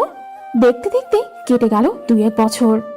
দিন চলে যায় আপন গতিতে, শুধু রয়ে যায় কিছু তিক্ত স্মৃতি, যে স্মৃতিগুলো মানুষকে এক বিষাক্ত যন্ত্রণার মধ্যে ফেলে রাখে। এখন অফিস শেষে সারা সময় রুমে একা একা বসে থাকে আদ্রাফ। জীবনটা ধীরে ধীরে কেমন যেন তিক্ত হয়ে উঠছে। আগের মতো এখন আর কিছুই ভালো লাগে না। আদ্রাফের বাবা আদ্রাফের রুমে ঢুকে ছেলের এই অবস্থা দেখে সিদ্ধান্ত নিলেন ছেলের বিয়ে দেবেন। দিন 2-1 পরেই উনি পাত্রে দেখার জন্য জোর করতে লাগলেন আদ্রাফকে। আদ্রাফ নির্বিকার থাকে, কিছু একটা চিন্তায় থাকে সব সময়। বাবাকে উত্তর দেয়, বিয়ের কথা বলো না বাবা, আমার ইচ্ছে নেই। এভাবে একা কতদিন থাকবে? বয়স তো হলো, এই মুহূর্তে বিয়ে করতে প্রস্তুত নই আমি বাবা। সে 2 বছর ধরে বলে আসছি, তুই তো প্রস্তুতি নেই। প্রস্তুতিটা কবে হবে, কখন? বাবা এসব শুনতে আমার ভালো লাগছে না। বিয়ে কর, নতুন বউকে নিয়ে দেশ বিদেশে ঘুরে বেড়াবি, ভালো লাগবে। বাবা প্লিজ, আমি ঘুমাবো। ছেলের রুম থেকে হতাশ মুখে বেরিয়ে গেল আদ্রাফের বাবা। আদ্রাফ রুম অন্ধকার করে বসে রইল। সন্ধ্যার পর একটু গিটার নিয়ে বসে, হয়তো গিটারের সুরেই কেউ একজনকে খুঁজে চলে। একাকিত্বরা চারিদিক থেকে এসে চেপে ধরে আদ্রাফকে। জীবনটা তিক্ত হয়ে উঠেছে দিন দিন। অফিস বাড়ি এসবে বিরক্ত এসে গেছে, আর ভালো লাগে না। সবকিছু ছেড়ে ছুড়ে কোথাও যেন চলে যেতে ইচ্ছে করে। কোনো একটা অপরাধ বোধ জেগে ওঠে। এই অপরাধ বোধ কিসের নিজেকে প্রশ্ন করতেই মনের মুখ ভেসে ওঠে চোখের সামনে। একটা নিষ্পাপ এতিম মেয়ে নিজের আপন জায়গা হারা আদ্রাফের জন্য। কত সুন্দর হাসি খুশি ছিল মেয়েটা। ওর জীবন এক মুহূর্তের মধ্যে ওলট পালট করে দিয়েছিল আদ্রাফ। ভেতরটা দগ্ধ হচ্ছে পুরনো যন্ত্রণায়। তার উত্তাপ ছড়িয়ে পড়ছে চারদিকে। নিজের ভুলের জন্যই নিজেকে ধিক্কার জানতে ইচ্ছে করছে। সময় ঠিক সময়ে তার প্রতিশোধ নিয়ে নেয়, যেমন এখন নিজে নিজেই পড়তে হচ্ছে। আজকাল ঘুমের ঘরে মনের মুখচ্ছবি ভেসে ওঠে। মেয়েটা কোথায় আছে কে জানে। কি নিষ্পাপ পবিত্র মুখ ছিল মেয়েটার, কত চঞ্চল মিষ্টি ছিল। অথচ মেয়েটার সবকিছু ওলটপালট করে দিয়েছে আদ্রাফ। ভাবতেই নিজেকে কেমন যেন স্বার্থপর মনে হয়। মনের সাথে একবার দেখা করা দরকার। হয়তো এখন আর একা নেই, ওর জীবনে অন্য কেউ এসে গেছে। অন্য কেউ এসে গেছে, এটা ভাবতেই বুকটা বুঝতে উঠল আদ্রাফের। যদি এটা সত্যি হয় ও, তাহলেও আদ্রাফ কিভাবে থাকবে ওকে ছাড়া? তবুও এটাই হয়তো আদ্রাফের শাস্তি হবে। মুনের জীবন এখানে ভালোই চলে। 1 বছর আগে ও পড়াশোনার পাশাপাশি একটা পার্ট টাইম জব নিয়েছিল। ওইটা দিয়ে এখনও ওর পড়াশোনায় চালিয়ে নেয়। অবশ্য আঙ্কেল আন্টিদের অনেক আপত্তি এটা নিয়ে। ওনারা বলেছে মিমের মতো করে আমার সব দেখবে। এমনিতেও অনেক করেছেন এনারা আমার জন্য। অনেক করে বোঝানোর পর রাজি হয়েছেন, এমনকি একসাথেই থাকি। আজকে ক্লাসে প্ল্যান হয়েছিল কলেজ থেকে একটা ট্যুর দেওয়ার। ট্যুরের প্ল্যান হচ্ছে চট্টগ্রামের মহুমায়া লেক, মিরসরাই উপজেলায় অবস্থিত এটা। রাঙামাটি কাপ্তাই লেকের পরে বাংলাদেশের অন্যতম বৃহত্তম লেক এটা। আঙ্কেল আন্টিদের বলার পর প্রথমে রাজি হইনি, পরে বলেছেন সম্পূর্ণ যেন কলেজের আয়ত্তেই থাকি, এদিক ওদিক বেশি না যাই। সামনের 20 তারিখ আমাদের ট্যুর। ও হ্যাঁ, বলতে ভুলেই গিয়েছি, এখন আমরা 3 বেস্ট ফ্রেন্ড। দিমানের সাথে ওই দিনের পর থেকে ভালোই বন্ধুত্ব হয়ে গিয়েছে। মিম বলে উঠল, সব রেডি, এখন শুধু যাওয়ার পালা। শেষ পর্যন্ত তাহলে যাচ্ছি আমরা। থাই গ্লাসের কাজ গলে সূর্যের রোদের আলো আদ্রাফের বিছানায় এসে ঘাপটি মেরে বসেছে। ব্ল্যাঙ্কেটের ভেতর থেকে মাথা বের করেই চোখ বন্ধ করে আড়মোড়া ভাঙে আদ্রাফ। আস্তে আস্তে চোখ খুলে জানালার দিকে তাকিয়ে একটা হাই তোলে। কাল রাতে এসে শুয়ে পড়েছিল। অনেক মাস পর শুভ্র আর বাকি বন্ধুরা একটা পার্টির আয়োজন করেছিল, এই সুবাদে ওখানে যাওয়া। জানালার পর্দাও দিতে মনে ছিল না, যার দরুন ঘরে সূর্যের আলো প্রবেশ করতে পেরেছে। অবশ্য এমন মিষ্টি রোদ আদ্রাফের খারাপ লাগছে না, বরং অলস্যকে আরও বাড়িয়ে দিচ্ছে। শীতের দিনে নরম বিছানার সঙ্গে এমন মিষ্টি রোদ, কারই বা উঠতে ইচ্ছে করবে এমন আরামের ঘুম ছেড়ে? তবে এখন অলসটাকে প্রাধান্য দিলে চলবে না। শুভ্রদের সাথে দেখা করতে হবে, তারপর অফিসে। অবশ্য অফিসে না গেলেও চলবে, কিন্তু শুভ্রদের সাথে দেখা করতেই হবে। ওদের নাকি জরুরি কথা আছে। তাই অলস্যটাকে ত্যাগ করে আদ্রাফ উঠে পড়ল বিছানা ছেড়ে। ফ্রেশ হয়ে একদম রেডি হয়ে অফিসের উদ্দেশ্যে বেরিয়ে গেল আদ্রাফ। হাত ঘড়িতে সময় দেখে নেয় অলরেডি 10 মিনিট লেট, যেতে এখনো 20 মিনিটের মতো লাগবে। এর মাঝে ট্রাফিক জ্যামে আটকে গেলে। ট্রাফিক জ্যাম আশপাশটা দেখছিল আদ্রাফ। হুট করেই ফুটপাতে চোখ পড়ল। মেয়েটা আগে আগে হাঁটছে আর ছেলেটা মেয়েটার পেছনে দৌড়াচ্ছে। বোঝাই যাচ্ছে মেয়েটা কোনো কিছু নিয়ে রাগ করেছে ওই ছেলেটার সাথে। মেয়েটা বোধহয় অনেক রাগী। এসব দেখতে দেখতে আনমনে হেসে উঠল আদ্রাফ। আদ্রাফ রেস্টুরেন্টে ঢুকেই দেখতে পেলে ওর প্রায় বন্ধুরা হাজির। ও একটা চেয়ার টেনে বসে পড়ল। শুভ্রকে দেখে বলল, মন খারাপ নাকি তোর? না, আমি ঠিক আছি। বল তোরা, কি এত জরুরি কথা? এটা শুনে শুভ্র আবারও বলে উঠল, দোস্ত, অনেকদিন হয় না, কোথাও ট্যুর দেওয়া হয়নি। চল একটা ট্যুর দেওয়া যাক, তোর মাইন্ডও ফ্রেশ হবে। আদ্রাফ চেয়ারে বেঁকিয়ে বসেছিল। এই কথা শুনে সোজা হয়ে বসতো। ওর নিজেরও ইচ্ছে হলো ওদের সঙ্গ দেওয়ার। অন্তত মাইন্ডটা ফ্রেশ হবে আর মনের ভূত মাথা থেকে নামবে। কিছু সময়ের জন্য হলেও আদ্রাফ ওদের সম্মতি দিয়ে বলল, তা ঠিক বলেছিস। বল, ট্যুরের প্ল্যান কোন জায়গায়? আহান উৎসুক হয়ে বলে উঠল, অনেক জায়গা তো ঘুরলাম, এবার না হয় চট্টগ্রামে কোথাও ট্যুর দেই। মিলন বলে উঠল। হ্যাঁ, তা ঠিক বলেছিস। এবার চট্টগ্রামে হয়ে যাক ট্যুর। আদ্রাফ সম্মতি জানিয়ে বলে উঠল। তা চট্টগ্রামের কোন পিকনিক স্পটে ঘোরার প্ল্যান করেছিস? শুভ্র বলে উঠল। চট্টগ্রামের মহামায়া লেকেই যাই এবার। সবাই সম্মতি জানালো। তাহলে 19 তারিখ রাতে আমরা গাড়িতে উঠছি, 20 তারিখ ওখানে মহামায়া লেকে পারফেক্ট টাইমে পৌঁছে যাব। শুভ্র বলল। সবাই সম্মতি জানিয়ে আড্ডা শুরু করে দিল। মূলত এই ট্যুরটা আদ্রাফের জন্যই করেছিল শুভ্র, যাতে করে আদ্রাফের মন মানসিকতা একটু ফ্রেশ হয়। 19 তারিখ যথাসময়ে আদ্রাফ, শুভ্র আর বাকিরা সবাই স্টেশনে পৌঁছালো। সকালেই পৌঁছে গেল ওরা সবাই চট্টগ্রামে। তারা সবাই গাড়ি থেকে নেমে একটা রেস্টুরেন্ট থেকে নাস্তা সেরে হোটেলে গেল একটু ফ্রেশ হওয়ার জন্য। মূলত হোটেল অনলাইনে আগে থেকেই বুক করা রেখেছিল শুভ্র। সবাই এক এক করে হোটেলের শোরুমে গিয়ে ফ্রেশ হয়ে নিল। তারপরই এক এক করে সঠিক টাইমে বের হয়ে এলো মহামায়া লেকের উদ্দেশ্যে। অন্যদিকে মুন আর মিম দুজনেই অনেক এক্সাইটেড, কারণ অবশেষে অনেকদিন পর তাদের সাথের দিনটা আসতো। মিম তো সেই খুশি। আর অন্যদিকে আদ্রাফরাও প্রায় কাছাকাছি চলে এলো মহামায়া লেকে। মহামায়া একটি প্রাকৃতিক লেক। বিশাল এলাকা জুড়ে পাহাড়ি লেকের পানি দিয়ে এই এলাকা গঠিত। এখানে রয়েছে পাহাড়ি গুহা, রাবার ড্যাম এবং ঝর্ণা। মুহুরী নদী ফেনী জেলা এবং নোয়াখালী জেলা থেকে এটিকে আলাদা করেছে। এটিকে চট্টগ্রামের প্রবেশদ্বারও বলা যায়। কিছুক্ষণই হলো আদ্রাফরা এসে পৌঁছেছে। গাড়ি থেকে নেমে গেট থেকে ইকো পার্কের টিকিট কেটে ঢুকে পড়ল ওরা সবাই। ইকো পার্ক থেকে সরু পাহাড়ি রাস্তা দিয়ে 10 মিনিট হাঁটতেই সেই কাঙ্ক্ষিত জায়গা মহামায়া লেকে পৌঁছালো ওরা সবাই। আমাদের গাড়ি মাত্রই এসে পৌঁছালো সেই কাঙ্ক্ষিত জায়গায়। অবশ্য গাড়ি পুরোপুরি মহামায়া লেকে যায় না, একটা পার্ক থেকে 10 মিনিটের হাঁটতেই মহামায়া লেকে পৌঁছে যায়। অবশেষে মহামায়া লেকের উদ্দেশ্যে কলেজের গাড়ি ছেড়ে দিল। আহা, কি এক অনুভূতি! আমরা গাড়ি থেকে নামতেই ইকো পার্কে ঢুকলাম।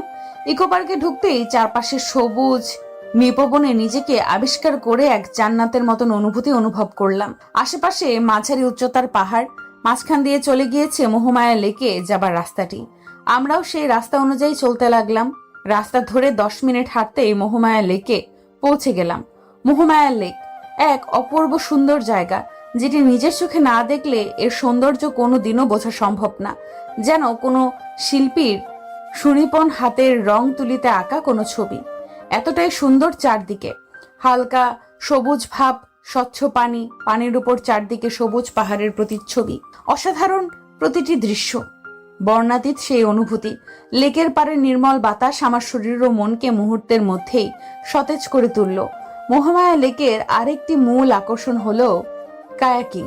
পাহাড়ে ঘেরা লেকে কায়াকিং করার মজাটা একদম মিস করা যাবে না। কায়াকিং করার সময় লেকের ঠিক মাঝখানে গিয়ে চোখ বন্ধ করে দুহাত পাখির মতো মেলে কিছুক্ষণের জন্য হারিয়ে গিয়েছিলাম। মনে হচ্ছে যেন সময়টা থেমে যাবে, মস্তিষ্ক হয়ে যাবে ভার শূন্য। প্রকৃতির ভয়ানক স্নিগ্ধতা যেন গ্রাস করেছে। প্রকৃতি যে কতটা রহস্যময় সেটার কিছুটা হলেও হয়তো উপলব্ধি করতে পেরেছি। সেই সময়ে আদ্রাফরা কায়াকিং করে নেমেছে মাত্র। হঠাৎ মনে হলো ওই দূরের ভোরটাতে পাখির মতো ডানা মেলে মনের মতো কেউ একজন বসে আছে। অবশ্য পুরোটা চেহারাই অস্পষ্ট। আদ্রাফ নিজেই নিজের মাথায় বাড়ি দিল। মস্তিষ্কের সাথে সাথে চোখগুলো হয়তো ভুলে গিয়েছে। মনের কথা ভাবতে ভাবতে যাকে তাকে মনের মতো মনে হচ্ছে। এসব ভাবতে ভাবতেই আদ্রাফরা ঝর্ণার পথ ধরে হাঁটা ধরো। কায়াকিং শেষ করে এখানে একটা ঝর্ণা আছে, ওই ঝর্ণা অনুসারে হাঁটতে লাগলাম আমি, মিম আর দিমান, আর পেছনে আরো কিছু একই ক্লাসের শিক্ষার্থীও আসছে। আমরা হাঁটতে হাঁটতে ঝর্ণার ধারে চলে আসলাম। পাশেই একটা ছোটখাটো কুপরি টাইপ দোকান আছে। মুন, মিম আর দিমানরা বাদাম চিনতে চিনতে খেতে খেতেই গল্প করছিল। কথা বলার মাঝখানেই মিমের কাশি উঠে যাওয়ার কারণে মুন মিমের কাছে দিমানকে রেখে ওই দোকান থেকে পানি আনতে গেল। পানির বোতল নিয়ে আসার সময় কেউ একজনের সাথে ধাক্কা খেয়ে কোনো মতে নিজেকে সামলে দুঃখিত বলে তাড়াহুড়ো করেই মিমের কাছে এসে পানি খাওয়ানোর পরেই একটু সুস্থ বোধ করলো মিম। আর এদিকে আদ্রাফ যেন স্তব্ধ। এটা কি ওর ভ্রম, নাকি সত্যিই মন ছিল এটা? কিন্তু ভ্রম কিভাবে হবে, এটা স্পষ্ট মনেরই কণ্ঠ ছিল। এত বছর ধরে যাকে খুঁজে চলেছে সেই আজ এখানে ওর চোখের সামনে দিয়ে গেল। আদ্রাফ যেন পাখারা, কি করবে ও ভেবে পাচ্ছে না এটা সত্যিই মন। আদ্রাফ দ্রুত পিছন ফিরেই দেখলো কেউ নেই ওখানে, কিন্তু ও দেখেছে, মনকে স্পষ্ট দেখেছে। আদ্রাফ যেন একটা ঘোরের মাঝে আছে। ও আসছিল পানির বোতলের জন্য দোকানে। যে কাজের জন্য আসছিল ওইটা না নিয়েই ও আবার বন্ধু মহলে ফেরত গেল। আদ্রাফকে এত তাড়াতাড়ি আর খালি হাতে ফিরতে আসতে দেখেই শুভ্র বলে উঠল, কি রে, এত তাড়াতাড়ি ফিরে এলি যে? আর পানির বোতলই বা কই? আমি তো নিজেই গিয়ে আনতে চেয়েছিলাম, তুই তো আমাকে যেতে না দিয়ে নিজেই গেলি। এখন খালি হাতে কেন? আদ্রাফ কাঁপা কাঁপা কণ্ঠে বলে উঠল, মনকে দেখেছি। কি? কোন মুন? ও মুন, তুই সত্যি বলছিস? আর দূর, এটা হয়তো তোর ভ্রমই হবে। এই 2 বছরে তুই প্রতি জায়গায় মনকে দেখিস, কিন্তু সামনাসামনি এটা অন্য কেউ। এবারই এমন কিছু দেখছিস? আদ্রাপ, এই সব কিছু তোর ভ্রম। আমি বিশ্বাস করতে পারছি না মন এই জায়গায় আছে। এটা শুভ্র এবার আদ্রাফকে সিরিয়াস ভাবে নিল, তাই শুভ্র আদ্রাফকে বলল, কোন জায়গায় দেখেছিস? চল। আদ্রাফ ওকে দোকানের সামনে সেই জায়গায় মুন ধাক্কা খেয়ে পড়ে যেতে চেয়েছিল সেই জায়গায় নিয়ে গেল। নিয়ে এসে শুভ্র থেকে শেষ পর্যন্ত সব বলল। আদ্রাফ দোকানে আসতেই মেয়ে একটা তাড়াহুড়ো করে বের হতে গিয়ে হাতের পানির বোতলটা নিচে পড়ে গিয়েছিল। এরপর আদ্রাফকে দুঃখিত বলে খেয়াল না করে চলে গিয়েছিল। আদ্রাফ প্রথমে ভ্রম মনে করে দাঁড়িয়েছিল, কিন্তু এরপর যখন পিছনে ফিরল তখন নাকি আর দেখেনি মেয়েটাকে। শুভ্র আদ্রাফের মুখ থেকে এসব শুনেও বিশ্বাস করতে পারল না, কারণ গত 2 বছর ধরে আদ্রাফ মুনের মতো মেয়ে দেখেই চলেছে, কিন্তু একবারও সত্যি হয়নি এটা। শুভ্রর মাঝে মাঝে অনেক আফসোস হয় যে তার এই ভাইয়ের মতো বন্ধুটা মানসিকভাবে এতটা বিপর্যস্ত কিভাবে হলো। পুরো বিজনেসের সবাই আদ্রাফকে প্রচুর সম্মান করে, শ্রদ্ধার চোখে দেখে, কিন্তু তারা তো শুধু বাইরের আদ্রাফকে দেখেছে, ভিতরের আদ্রাফকে তো কেউ দেখছে না। বাইরে যতটাই শক্ত গম্ভীর থাকুক না কেন, এই মানুষটা ভেতরে অনেক নরম মনের। এই 2টা বছর তো মানসিকভাবে একেবারেই ভেঙে পড়েছে আদ্রাফ, কিন্তু বাইরে একদম শক্ত থাকে, শুধু শুভ্রর সামনেই ভেঙে পড়ে। শুভ্রর অনেক খারাপ লাগে, যদি এই ভাই সমান মানুষটার জন্য কিছু করতে পারত, যদি পারত মুনকে আদ্রাফের সামনে এনে ওর ভুলগুলো ভাঙিয়ে দিতে। তাই এবার শুভ্র এটা আদ্রাফের ভ্রম বলে উড়িয়ে দিতে চেয়েছিল, কিন্তু অদূরেই কেউ একজনকে দেখে তার চোখ আটকে গেল। তাহলে কি আদ্রাফ সত্যিই বলেছিল এবার এটা সত্যিই মুন? তার মানে মুন কি আদ্রাফ থেকে লুকিয়ে চট্টগ্রামেই চলে এসেছিল? এখন এসব ভাবার সময় নয়। শুভ্র দ্রুতই ওইদিকে হাঁটা লাগালো। আদ্রাফ মনে করলো প্রতিবারের ন্যায় এবারও শুভ্র আদ্রাফের এই কথাটাকে ভ্রম মনে করে গ্রাহ্য না করে হাঁটা লাগালো। তাই আদ্রাফ ও শুভ্রকে পেছন দিকে ফেলে উল্টো পথ ধরে বন্ধু মহলে যাওয়ার উদ্দেশ্যে পা বাড়ালো। শুভ্র সামনে গিয়েই দেখতে পেল মুন আর আরেকটা মেয়ে আর ছেলে। ও তখন বিশ্বাস হচ্ছে না ও আদ্রাফের মুনকে দেখছে।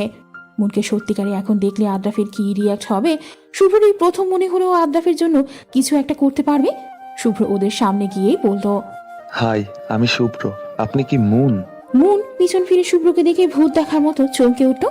2 বছর আগে শুভ্রকে সে দেখেছিল, যদি এখন নাম না বলতো তাহলে চিনত না কোনোদিনও। মুন কোনো মতে বলে উঠল, আপনি? হ্যাঁ, আমি। চিনতে পেরেছো তাহলে? আসলে এখানে আমি তোমাকে দেখিনি, আদ্রাপি তোমাকে বোতল আনার সময় দেখেছিল। ও গিয়েই আমাকে বলেছিল, কিন্তু আমি ভ্রম বলে উড়িয়ে দিয়েছিলাম। কারণ কি জানো, এই 2 বছর আদ্রাপ প্রতি জায়গাতেই নাকি তোমার মতো কাউকে দেখতো। ও মানসিকভাবে অনেক ভেঙে পড়েছে। মুন আদ্রাফ এখানে শুনি স্তব্ধ। মানুষটা কেউ এখনো ভুলতে পারেনি। কতদিন পরে এই নাম কেউ বলল। কেমন আছে মানুষটা? হয়তো বিয়ে করে পরিবার নিয়ে আসছে এখানে, কিন্তু মানসিকভাবে ভেঙে পড়েছে মানে? আর ভ্রমই বা কেন হবে? মনের মনে অনেক প্রশ্ন এসে জমা হয়েছে। এই সব প্রশ্নের উত্তর এখন সামনে থাকা ব্যক্তি শুভ্রই দিতে পারবে। আদ্রাফের সামনেই মুন দাঁড়িয়ে আছে। আদ্রাফ যেন হতবাক, সে কিছুতে বিশ্বাস করতে পারছে না। তার মনে হচ্ছে সামনে হাত বাড়িয়ে মুনকে ছুতে গেলে মুন অদৃশ্য হয়ে যাবে, কারণ এই 2 বছর প্রতিটা দিনই মুন এমন করে আসতো আর আদ্রাফের করা ভুলগুলো ধরিয়ে দিত। ওকে প্রতি মুহূর্তে মুহূর্তে অনুশোচনায় উঠতে দিত তার কল্পনায়। হাত বাড়ালে অদৃশ্য হয়ে যেত, তখন মনের আর কোনো অস্তিত্ব থাকতো না। তাই এবারও একইভাবে আদ্রাফে হাত বাড়াতে নিলেই আবার কি মনে করে গুটিয়ে নিল হাতটাকে। মুন সামনে থেকে আদ্রাফের এই বাচ্চামো স্বভাব থেকে হাসি আর চেপে রাখতে পারল না। সে উচ্চস্বরে হেসে উঠল। মুনের হাসি শুনে আদ্রাফ ঘর থেকে বেরিয়ে আসতো। তার মানে কি এটা আদ্রাফের ভ্রম নয়? মুন সত্যি ওর সামনে। আদ্রাফ যেন অবাকের চরম পর্যায়ে। সে কোনো মতেই বলে উঠল, তুমি? মুন হাসি চেপে 2 হাত বুকের মাঝে গুটিয়ে পড়ে উঠল, হ্যাঁ আমি। কেন, অন্য কাউকে আশা করেছিলেন বুঝি? আদ্রাফ যেন কথা বলতেই ভুলে গেল। এতদিন পর সে তার মুন পাখিকে দেখছে। তার মানে কি মুন তাকে ক্ষমা করে দিয়েছে? আদ্রাফের যেন খুশিতে তস হয়েছে না। এই যে কই হারিয়ে যাচ্ছেন কিছুক্ষণ পর পর, নাকি কল্পনার সংসার টংসার বাচ্চা কাচ্চা নিয়ে ভেবে ফেলেছেন? আদ্রাফের কাশি উঠে গেল এই কথা শুনে। আদ্রাফ নিজে বিড়বিড় করে বলে উঠল, এই 2 বছরে লাজ লজ্জা সব খেয়ে ফেলেছে এই মেয়ে। তখন তো কথাও বলতো মাথা নিচু করে, আর এখন দেখি ভয়ও পায় না। এসব দেখে মুনের হাসি যেন থামতেই চাইছে না। ওকে কিছুক্ষণ আগেই আদ্রাফের ব্যাপারে শুভ্র সব কিছু খুলে বলেছিল, আর আদ্রাফের কালো অতীতের ব্যাপারেও বলেছিল যে কোনো নারী জাতিকে ঘৃণা করে আদ্রাফ। মুন তবুও আদ্রাফের মুখ থেকে শুনতে চায় সে আদ্রাফের এই বিশ্বাস ভঙ্গ করবে, দেখিয়ে দিবে সব নারী এক নয়। তার সব প্রশ্নের উত্তর পেয়ে গিয়েছে শুভ্রর কাছ থেকে। শুভ্র তাকে এও বলেছে যে আদ্রাফ ওকে ভালোবাসে। এখন শুধু আদ্রাফের বিশ্বাস অর্জনের পালা। শুভ্র, মিম আর বাকিরা কেউই এখানে নেই, তারা সবাই অন্যদিকে ঘুরছে। এখানে শুধু মুন আর আদ্রাফি আছে। তারা এখন ছোট্ট দুইটা পাথরের উপর বসে আছে। পাশেই ঝর্ণার পানির কলকল ধ্বনি শোনা যাচ্ছে। মুন আদ্রাফের দিকে তাকিয়ে দেখলো সে এক ধ্যানের সামনে পানির দিকে তাকিয়ে আছে। মুনও আর বিরক্ত করল না, সেও চুপচাপ বসে আছে অদূরেই তাকিয়ে। কোথায় হারিয়ে গিয়েছিলে এই 2 বছর? আদ্রাফ আগের ন্যায় ওদিকে তাকিয়ে বলল। মুন আদ্রাফের কথায় ওর দিকে তাকালো। আপনার জন্য থাকতে পারছি ওই জায়গায়। আদ্রাফ এই কথার জবাবে আর কিছু বলতে পারলো না। আবারও আগের অপরাধবোধ জাগ্রত হয়েও লজ্জায় কুঁকড়ে গেল। মুন এটা বুঝতে পেরে নিজেকে নিজেই গালি দিল। কেন শুধু শুধু এসব বলতে গেল বেচারাকে? সবকিছু জেনেও আদ্রাফকে আবারও না চাইতে কষ্ট দিয়ে ফেললো। জানো, এই 2 বছর ঢাকার পুরো আনাচে কানাচে তোমায় খুঁজেছি, কিন্তু পাইনি। আমি তো আশাই ছেড়ে দিয়েছিলাম যে তোমাকে আমি হারিয়ে ফেলেছি। প্রতিদিন তুমি আমার কল্পনায় আসতে। আজকেও তোমাকে দেখার পর আমি মনে করেছিলাম এই 2 বছরের ন্যায় আজও এটা আমার ভ্রম, যেন ছুঁয়ে দিলেই অদৃশ্য হয়ে যাবে। এই কথার জবাবে মুন আর কিছু বলল না। 2 মাস পর দিন চলে যায় নিজের মতো করে। এখন সবকিছুই ঠিকঠাক। সেই দিনের পর থেকে মুনের সাথে আদ্রাফের সবকিছুই স্বাভাবিক। মুনও আদ্রাফকে ক্ষমা করে দিয়েছে। আদ্রাফের সাথে এখন মিমের ফ্যামিলিরও ভালো রিলেশন। আদ্রাফের অফিসের আরেকটা শাখা রয়েছে চট্টগ্রামে। সেই অফিসের কাজে চট্টগ্রামে আসতে মুন মিমদের বাসায় আসে। সেই দিনের কথা আদ্রাফ আর ওর বাবা চট্টগ্রামে মিমের ফ্যামিলিতে মুনের ব্যাপারে বলেছে, আর এতে আঙ্কেল আন্টিও রাজি। ওনারাও ভীষণ খুশি, আর মিম তো বেজায় খুশি। অবশেষে সবকিছু ঠিকঠাকের মতো হয়েই গেল। মুন আর আদ্রাফের এখন আর কোনো বাধা নেই। বাসর ঘরে বসে আছে মুন। এতদিন লজ্জা না লাগলেও তার এখন ভীষণ লজ্জা লাগছে। আদ্রাফ এসে মুনকে বলল। দুজনে মিলে নফল নামাজ পড়ে নেই। আর এদিকে মুন তো বেজায় রাগ। কই, আমি ঘুমটা দিয়ে বসে আছি সিনেমার মতো। ওইটা তুলে বউকে দেখবে, তা না করে উনি না দেখেই উঠে যেতে বলছে। লাগবে না আপনার দেখা। আমি রাগ করেছি ভীষণ। মুন মুখ ভার করে নামাজের উদ্দেশ্যে ওয়াশরুমে চলে গেল উজু করতে। আর আদ্রাফ মুচকি হাসি দিয়ে তাকিয়ে আছে ওর যাওয়ার পানে। নামাজ পড়ে উঠে আদ্রাফ রুমের বাইরে বের হয়ে গেল। মুনের এটা দেখে কান্না কান্না ভাব এসে গেল। বিয়ের প্রথম রাত নিয়ে কতজনের কত আশা থাকে, আর আদ্রাফ একটু সময়ও দিচ্ছে না। মুন আর কিছু না ভেবেই ব্যালকনিতে চলে গেল। এখন সে কাঁদবে ভীষণ করে যে কেন আদ্রাফ ওর সাথে ভালোভাবে কথা বলল না। তার উপর নামাজ পড়েই রুম থেকে কেন বেরিয়ে গেল। আশুকও মুন আর কথাই বলবে না আদ্রাফের সাথে। আজ পূর্ণিমা, চাঁদের আলোয় চারিদিকে সব স্পষ্ট। মুন যখন ব্যালকনির গ্রিলে হাত রেখে চাঁদ দেখতে ব্যস্ত, তখনই ঠিক একজোড়া হাত তার গলায় কিছু একটা পরিয়ে পাশে সরে দাঁড়ালো। মুনের আর বুঝতে বাকি রইল না এটা কে। মুন মুখ ঘুরিয়ে ফেললো ওই দিক থেকে। সে ভীষণ রাগ করেছে আদ্রাফের উপর।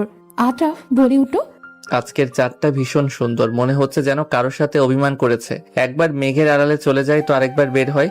মুন এই কথার জবাবে কিছু বলল না, মুখ ফিরিয়ে নিল। আদ্রাফ আবারও বলে উঠল, কিভাবে এর অভিমান ভাঙা যায় বলো তো মন পাখি? চাঁদকে যখন সুন্দর বলছেন তখন ওনার থেকে জিজ্ঞাসা করুন, আমাকে কেন?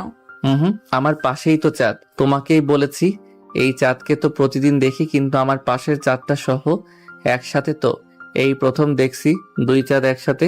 মুন মুখ ভার করে বলে উঠল, সরেন এখান থেকে, কথা বদলাবেন না।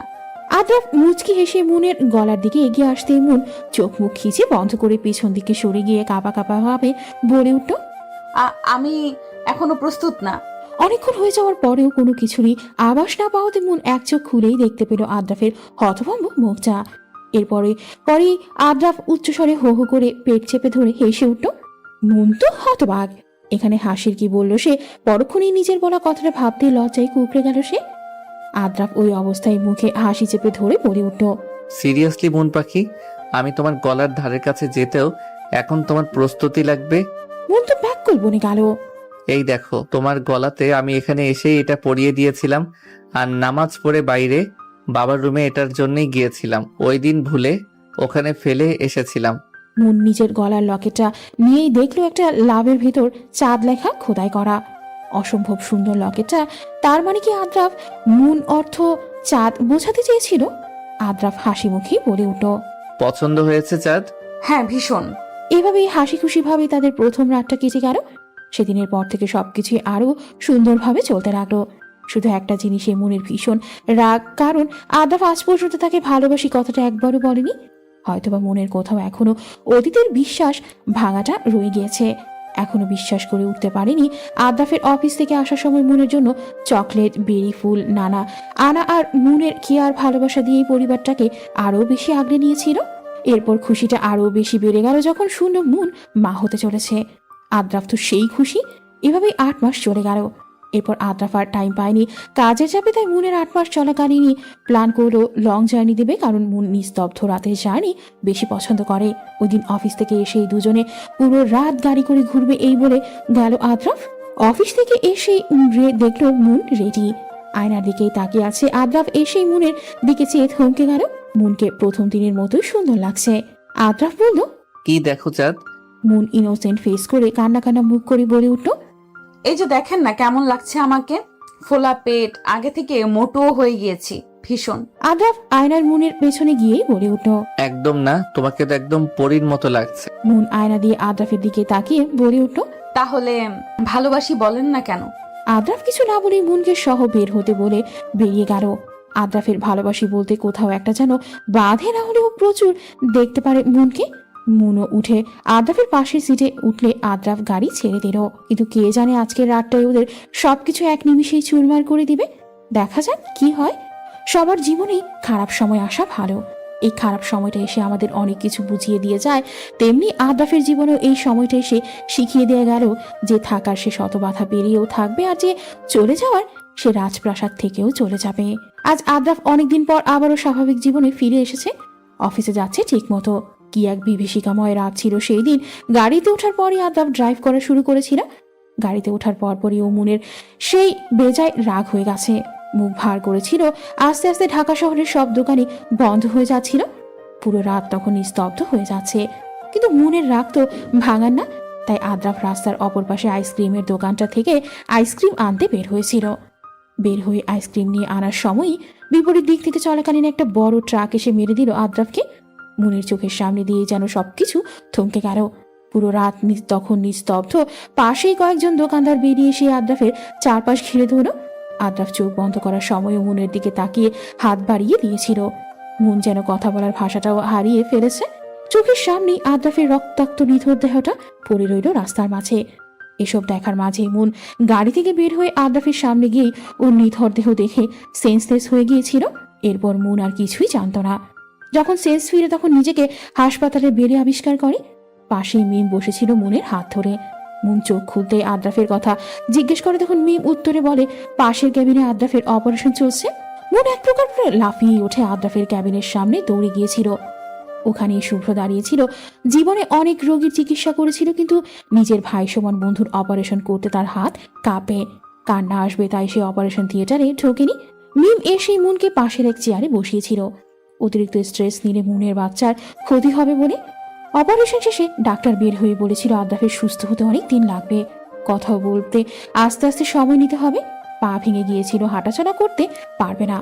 আপাতত বেড রেস্টে থাকতে হবে, মানে পুরো দিন রাতের জন্য একটা হোম নার্স লাগবে আদ্রাফের। কিন্তু মুন মানেনি, সেই করবে আদ্রাফের সব কাজ।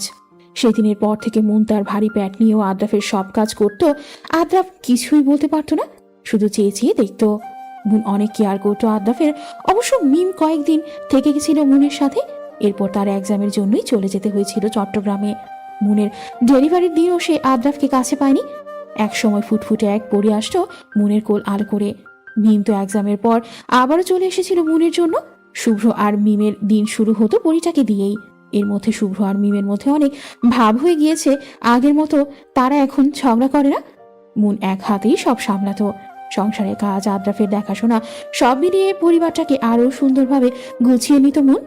এত কষ্টের পরেও রাতে পরিটার মুখের দিকে তাকিয়ে সুখ সুখ অনুভব হতো মুনের। পাশে আদ্রাফ এক দৃষ্টিতে তাকিয়ে থাকতো। মেয়েটা একদম আদ্রাফের মতোই হয়েছিল। এসবের মাঝে আরো একটা সুখের সন্ধান হলো, আদ্রাফ আস্তে আস্তে সুস্থ হয়ে উঠেছিল। এমনি একদিন পুরোপুরি সুস্থ হয়ে উঠেছিল আদ্রাফ। সেই দিন তো তার পরিটাকে প্রথম কোলে নিয়েছিল। সে তো তখন বেজায় খুশি। আদ্রাফ তো সেদিন খুশিতে কান্নাই করে দিয়েছিল তার ফুটফুটে পরিটাকে কোলে নিয়ে। পরিবারটা যেন এক পূর্ণতায় রূপ নিয়েছিল। জানালার গ্রিলে মাথা ঠেকিয়ে সেই দিনগুলির কথা মনে করেছিল মন। মেয়েটা তার দাদার কাছে আছে, তার দাদারও আর কিছু লাগে না এখন আর। হঠাৎ পেছন দিক থেকে একজোড়া হাত এসে মনকে জড়িয়ে ধরল, তার মুখটা মনের কাঁধের উপরই। মনের আর বুঝতে বাকি রইল না এটাকে। প্রথম দিনের ন্যায় আদ্রাফ এখনও অফিস থেকে আসার সময় মনের জন্য বেরি ফুল নিয়ে আসে আর খোপায় গুছে দেয়। আদ্রাফ ওইভাবেই মনকে জড়িয়ে ধরা অবস্থায় বলল, তোমার জন্য একটা সারপ্রাইজ আছে। কি এমন সারপ্রাইজ? শুভ্র আর মিমের বিয়ে সামনের শুক্রবারে। মন মুখ ভার করেই বলে উঠল, কি সত্যি? কিন্তু মিম আমাকে বলেনি তো, আর আপনিও তো একটুও বলেননি, আর শুভ্র ভাই উনিও তো কিছু বলেননি। এতটাই পর হয়ে গেলাম সবার কাছ থেকে। আরে এটাই তো সারপ্রাইজ। এরপর পরই মিম শুভ্র কল করে উঠল মনকে। অবশেষে দিনটা আসতো, আজকে মিমের গায়ে হলুদ। মন আজকে চলে যাবে মিমের সাথে। মিম এসে মনের মেয়েকে তৈরি করে নিয়ে গিয়েছে ওর দাদার কাছে, আর আদ্রাফ শুভ্রর পক্ষ থেকে আসবে বিয়েতে। মনও পুরোপুরি রেডি। আদ্রাফ মুখ ভার করে বিছানার ওপরই বসে আছে। আদ্রাফ ওই অবস্থা থেকেই বলে উঠল, এই বিয়েতে যেতে হবে না তোমার? মানে? আদ্রাফ বাচ্চামো ফেস করে বলে উঠল, ঠিকই বলেছি, যেই বিয়ে আমাদের আলাদা করে দিচ্ছে সেই বিয়েতে না যাওয়াই ভালো। এই কথা বলে মন উচ্চস্বরে হেসে উঠল। এক বাচ্চার বাবা হয়ে নিজে এখনো বাচ্চা মনে স্বভাব করছেন। কে বলবে ইন নাকি এক বাচ্চার বাপ? রুমে ঢুকতে ঢুকতে বলে উঠল মিম। হায় আল্লাহ, আমাদের দুলাভাই এতটা বউ পাগল জানতাম না তো। আদ্রাফ মাথা চুলকিয়ে বলে উঠল, আরে আমি মেয়ের জন্য বলছি। মিমের পিছন দিয়ে শুভ্র ঢুকতে ঢুকতে বলে উঠল, হ্যাঁ হ্যাঁ, সব বুঝি রে ভাই। মন বলল, আরে শুভ্র ভাই আপনি? শুভ্র বলল, হ্যাঁ ভাবি, ভাবলাম আপনারা যখন মিমের সাথে চলে যাবেন তাহলে আমার ভাইটা একা কিভাবে থাকবে, তাই ওকেও নিতে আসলাম। আদ্রাফ রাগি রাগি ফেস করে বলে উঠল, তোর হোক, তারপর তুইও বুঝবি। মিমের দিকে চোখ টিপে বলে উঠল, আরে ভাই, আমি অলরেডি অনেক থেকে ফেলেছি, আর একা থেকে বুঝতে চাই না। মন বলে উঠল, হয়েছে, এবার চলেন সবাই। অবশেষে শুভ্র আর মিমের বিয়ের কার্য সব ঠিকঠাক সম্পন্ন হয়ে গেল। বিয়ের পরপরই আদ্রাফ মনকে নিয়ে চলে আসতো বাসায়। রাতে মন বাবুকে ঘুম পাড়িয়ে ঠিকঠাকভাবে সব গুছিয়ে রাখছিল। এমন সময় আদ্রাফ এসে মনের চোখ বেঁধে দিয়ে করে তুলে নিল। মন চিৎকার করতে নিলে আদ্রাফ ফিসফিস করে বলে উঠল, কোনো কথা না। আদ্রাফ মনকে ছাদ নিয়ে গিয়ে চোখ খুলে দিল। মন চোখ খুলতেই হতবাক। ছাদটা খুব সুন্দর করে সাজানো হয়েছে, ছোট ছোট লাইট দিয়ে, আর একটা ছোট কেক সহ। কেকের উপর লেখা শুভ বিবাহ বার্ষিকী বউ, ভালোবাসি চাঁদ। মন পেছনে ফিরতেই দেখে আদ্রাফ হাঁটু মুড়ে বসে মনের দিকে রিং বাড়িয়ে দিয়েছে। মনের তো খেয়ালই ছিল না আজ তাদের বিবাহ বার্ষিকী দিন। আদ্রাফ হাঁটু মুড়ে ওই অবস্থায় বলে উঠল, ভীষণ ভালোবাসি চাঁদ। তুমি আমার মুখ থেকে শুনতে চেয়েছিলে না? জানো, আমার ভালোবাসার সম্পর্কে বিশ্বাসটা পুরোপুরি আসেনি কোনোদিন, তাই তো এত কেয়ার করার পরও তোমাকে কোনোদিন বলা হয়নি ভালোবাসি। আমার বাবারও প্রেমের বিয়ে ছিল, বাবাও ভীষণ ভালোবাসতো ওনাকে। আস্তে আস্তে বাবা ব্যবসা নিয়ে বিজি হয়ে পড়ে, আর আমার জন্মদাত্রী আমার 8 বছর চলাকালীন পরকীয়াতে জড়িয়ে পালিয়ে গিয়েছিল। কিন্তু আমার বাবা তাও কোনোদিন আজ পর্যন্ত ওনাকে খারাপ বলেনি। আমার বাবার ভাষ্য মতে হয়তো বাবা তার স্ত্রীকে ঠিকমতো ভালোবেসে আগলে রাখতে পারেনি। কেমনে পারলো ওই মহিলাটা একটা বাচ্চা রেখে পালিয়ে যেতে? তাদেরও তো প্রেমের বিয়ে ছিল, ভালোবাসা ছিল অনেক, তবু কিভাবে পারলো এটা করতে? সেই পর্যন্ত আমি ভালোবাসা শব্দটাকে ঘৃণা করতাম, কিন্তু তোমাকে যেদিন আমি প্রথম দেখি সেই দিনই ভালোবেসে ফেলেছি। তুমি আসার পর আমার সেই আগের বিশ্বাসটা ভেঙে দিলে। আমার অ্যাক্সিডেন্টের পর তুমি শিখিয়ে দিলে আসলেই সবাই এক নয়। তুমিও চাইলে তখন আমাকে ছেড়ে যেতে পারতে। টানা 3 মাস তুমি তোমার শরীর খারাপের মধ্যেও আমার খেয়াল রেখেছিলে। মানুষের জীবনে তো অনেক কিছুই অপ্রত্যাশিতভাবে হয়ে যায়, তেমনি করে তুমিও আমার জীবনে হঠাৎ করে চলে আসো। তুমি এসেই আমার সবকিছু অগোছালো করে দিয়েছিলে। মনের উপর তো আর কারো হাত থাকে না, কিন্তু ওই যে বিশ্বাসটা যে আসতো না আমার, আমি জানি তুমি কাছে থাকলেই আমার মন টানবে। তাই তো তোমাকে দূরে সরানোর জন্য স্যারোগেসির প্রস্তাবটা দেওয়া, যাতে করে স্যারোগেসির মাধ্যমে তোমার বাচ্চা নিয়ে আমি তোমার অস্তিত্বটা সারা জীবন রাখতে পারি, আর তুমিও যেন আমাকে ঘৃণা করো। আমি দেখিয়ে দিতে চেয়েছিলাম একটা বাচ্চা মা ছাড়া সুন্দরভাবে জীবনে বাঁচতে পারে, কিন্তু তুমি দূরে যাওয়ায় বুঝেছি তোমাকে ভুলবার নয়। আমার ধারণাটাও বদলে দিলে তুমিও দেখিয়ে দিলে সবাই এক নয়। এই যে এখন দেখো, এত কিছুর পরেও তুমি আমাকে ছেড়ে যাওনি, এক হাতেই সব সামলিয়েছিলে। এত কিছুর মাঝখানেও তোমার স্বামী নিয়ে জেলাস ছিলে, নার্স দিতে চেয়েছিল আমার জন্য, কিন্তু না, তুমি অসুস্থতার মধ্যেও আমার সব ধরনের কেয়ার করতে, অথচ আমি পাশে ছিলাম না তোমার সময়। এটাই তো ভালোবাসা, সত্যিকারের ভালোবাসা, ছেড়ে যাওয়ার নয় চাঁদ। তুমি আমার আগের অতীতের বিশ্বাসটা ভেঙে দিলে চাঁদ। ভালোবাসি অনেক অনেক, হয়তো তোমার মতো করে বাঁচতে পারবো না, কিন্তু তবুও সবচেয়ে বেশি চেষ্টা করব। তুমি যে আমার মন পাখি। মুন তো ওখানে দাঁড়িয়ে কান্না করে দিয়েছে। এই কান্না যে দুঃখের নয় সুখের। অবশেষে আদ্রাফ মুখ ফুটে বলল, এটাই তো শুনতে চেয়েছিল আদ্রাফের মুখ থেকে মুন। আদ্রাফ উঠেই মুনকে রিং পরিয়ে দিয়ে চাঁদের দিকে ইশারা করে বলে উঠল, এই পূর্ণিমার চাঁদের মতোই তুমি আমার অন্ধকার জীবনটাকে আলো করে দিয়েছো। রাতের বেলায় চাঁদ যেমন পুরো আকাশটাকে সুন্দর বানিয়ে দেয়, ঠিক তুমিও আমার জীবনে এসে জীবনটাকে সুন্দর করে দিয়েছো। আমার জীবনে তুমি আমার চাঁদ, আমার জীবনটাকে তুমি পূর্ণ করে দিয়েছো। তুমিহীনা এই আদ্রাফের জীবন অপূর্ণ, তুমি আমার পূর্ণতা মন পাখি। সমাপ্ত।